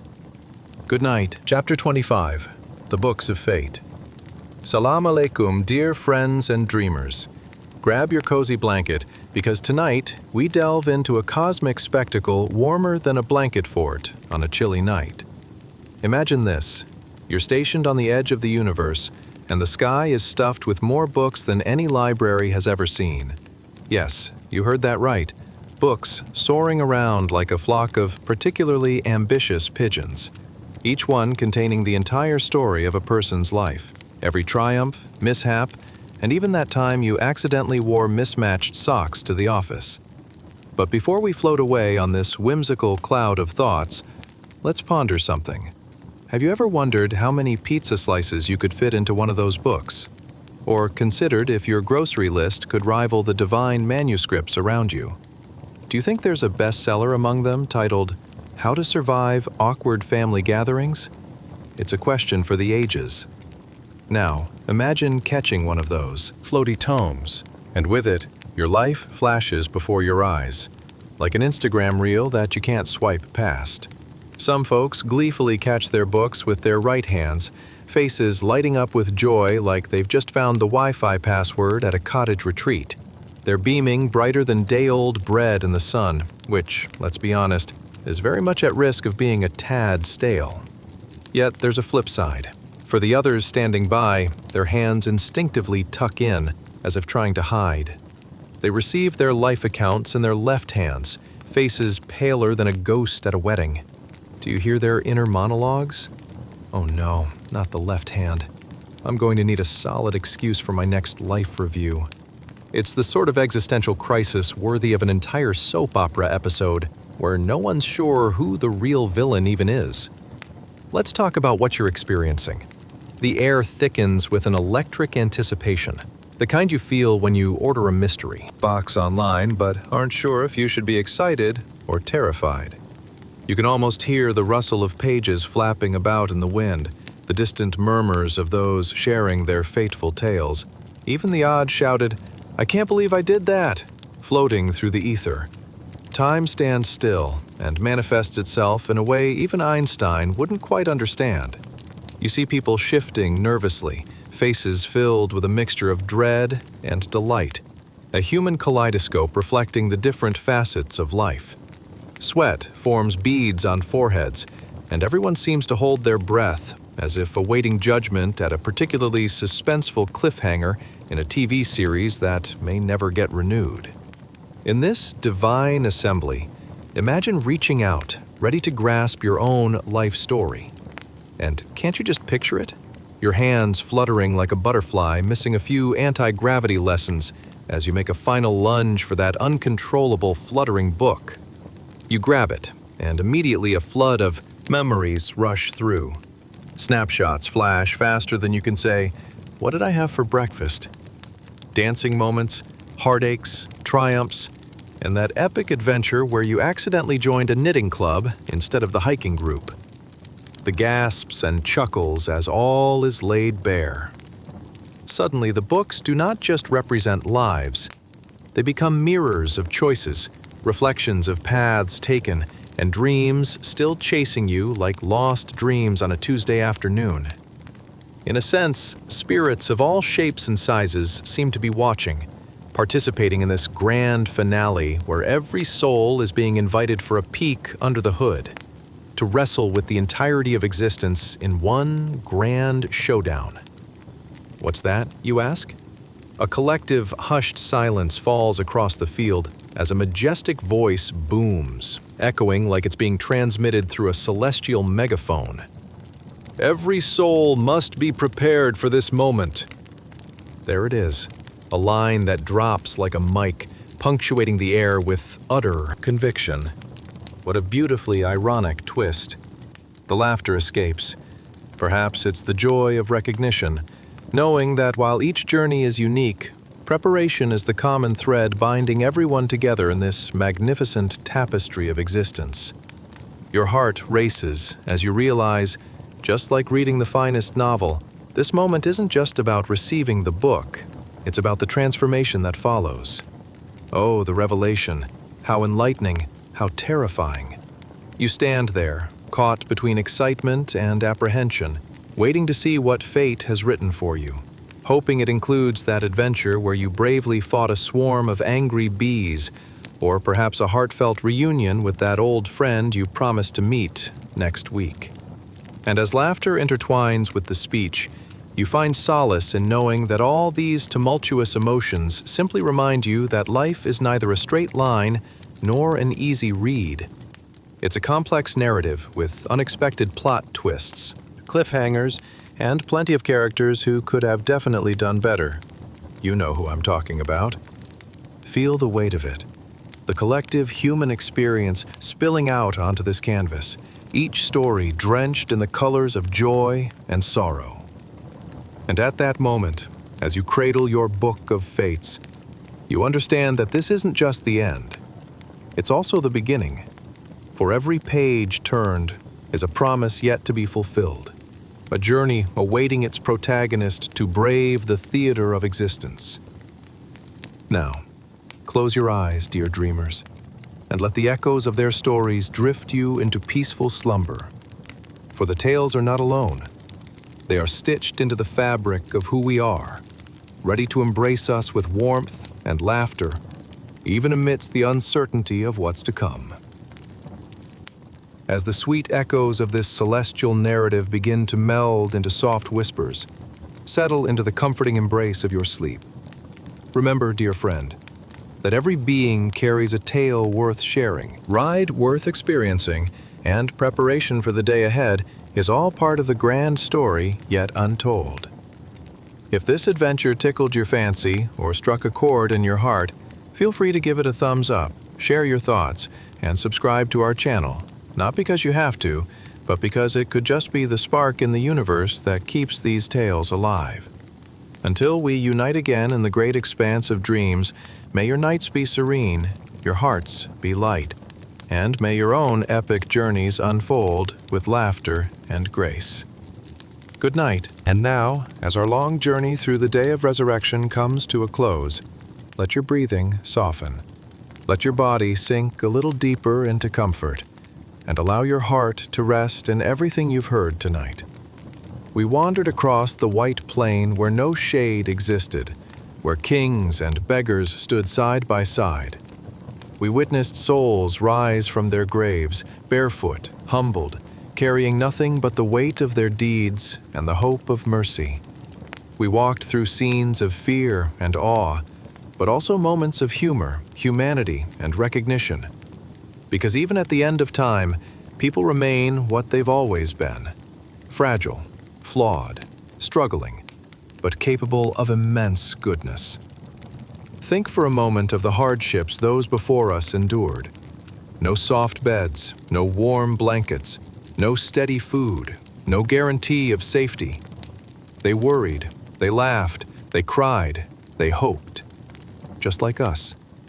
Their days were filled with dust, labor, hunger, and uncertainty. Yet they carried faith like a lantern through the dark. Their resilience brought the world to where it is now, where we can lie down after a long day, open a device, and listen to a story in comfort. How blessed is the one who has clean water, a pillow under their head, and the chance to repent before the trumpet ever sounds. So breathe. Let gratitude fill the room around you like a warm light. Let your eyelids grow heavy. The world is quiet now. Your heart has heard enough for tonight. Sleep knowing that mercy is wide, that tomorrow is another chance to do better, and that every good deed, no matter how small, waits for you in the hereafter like a friend. Good night, dear soul. Rest gently beneath the watch of the most merciful.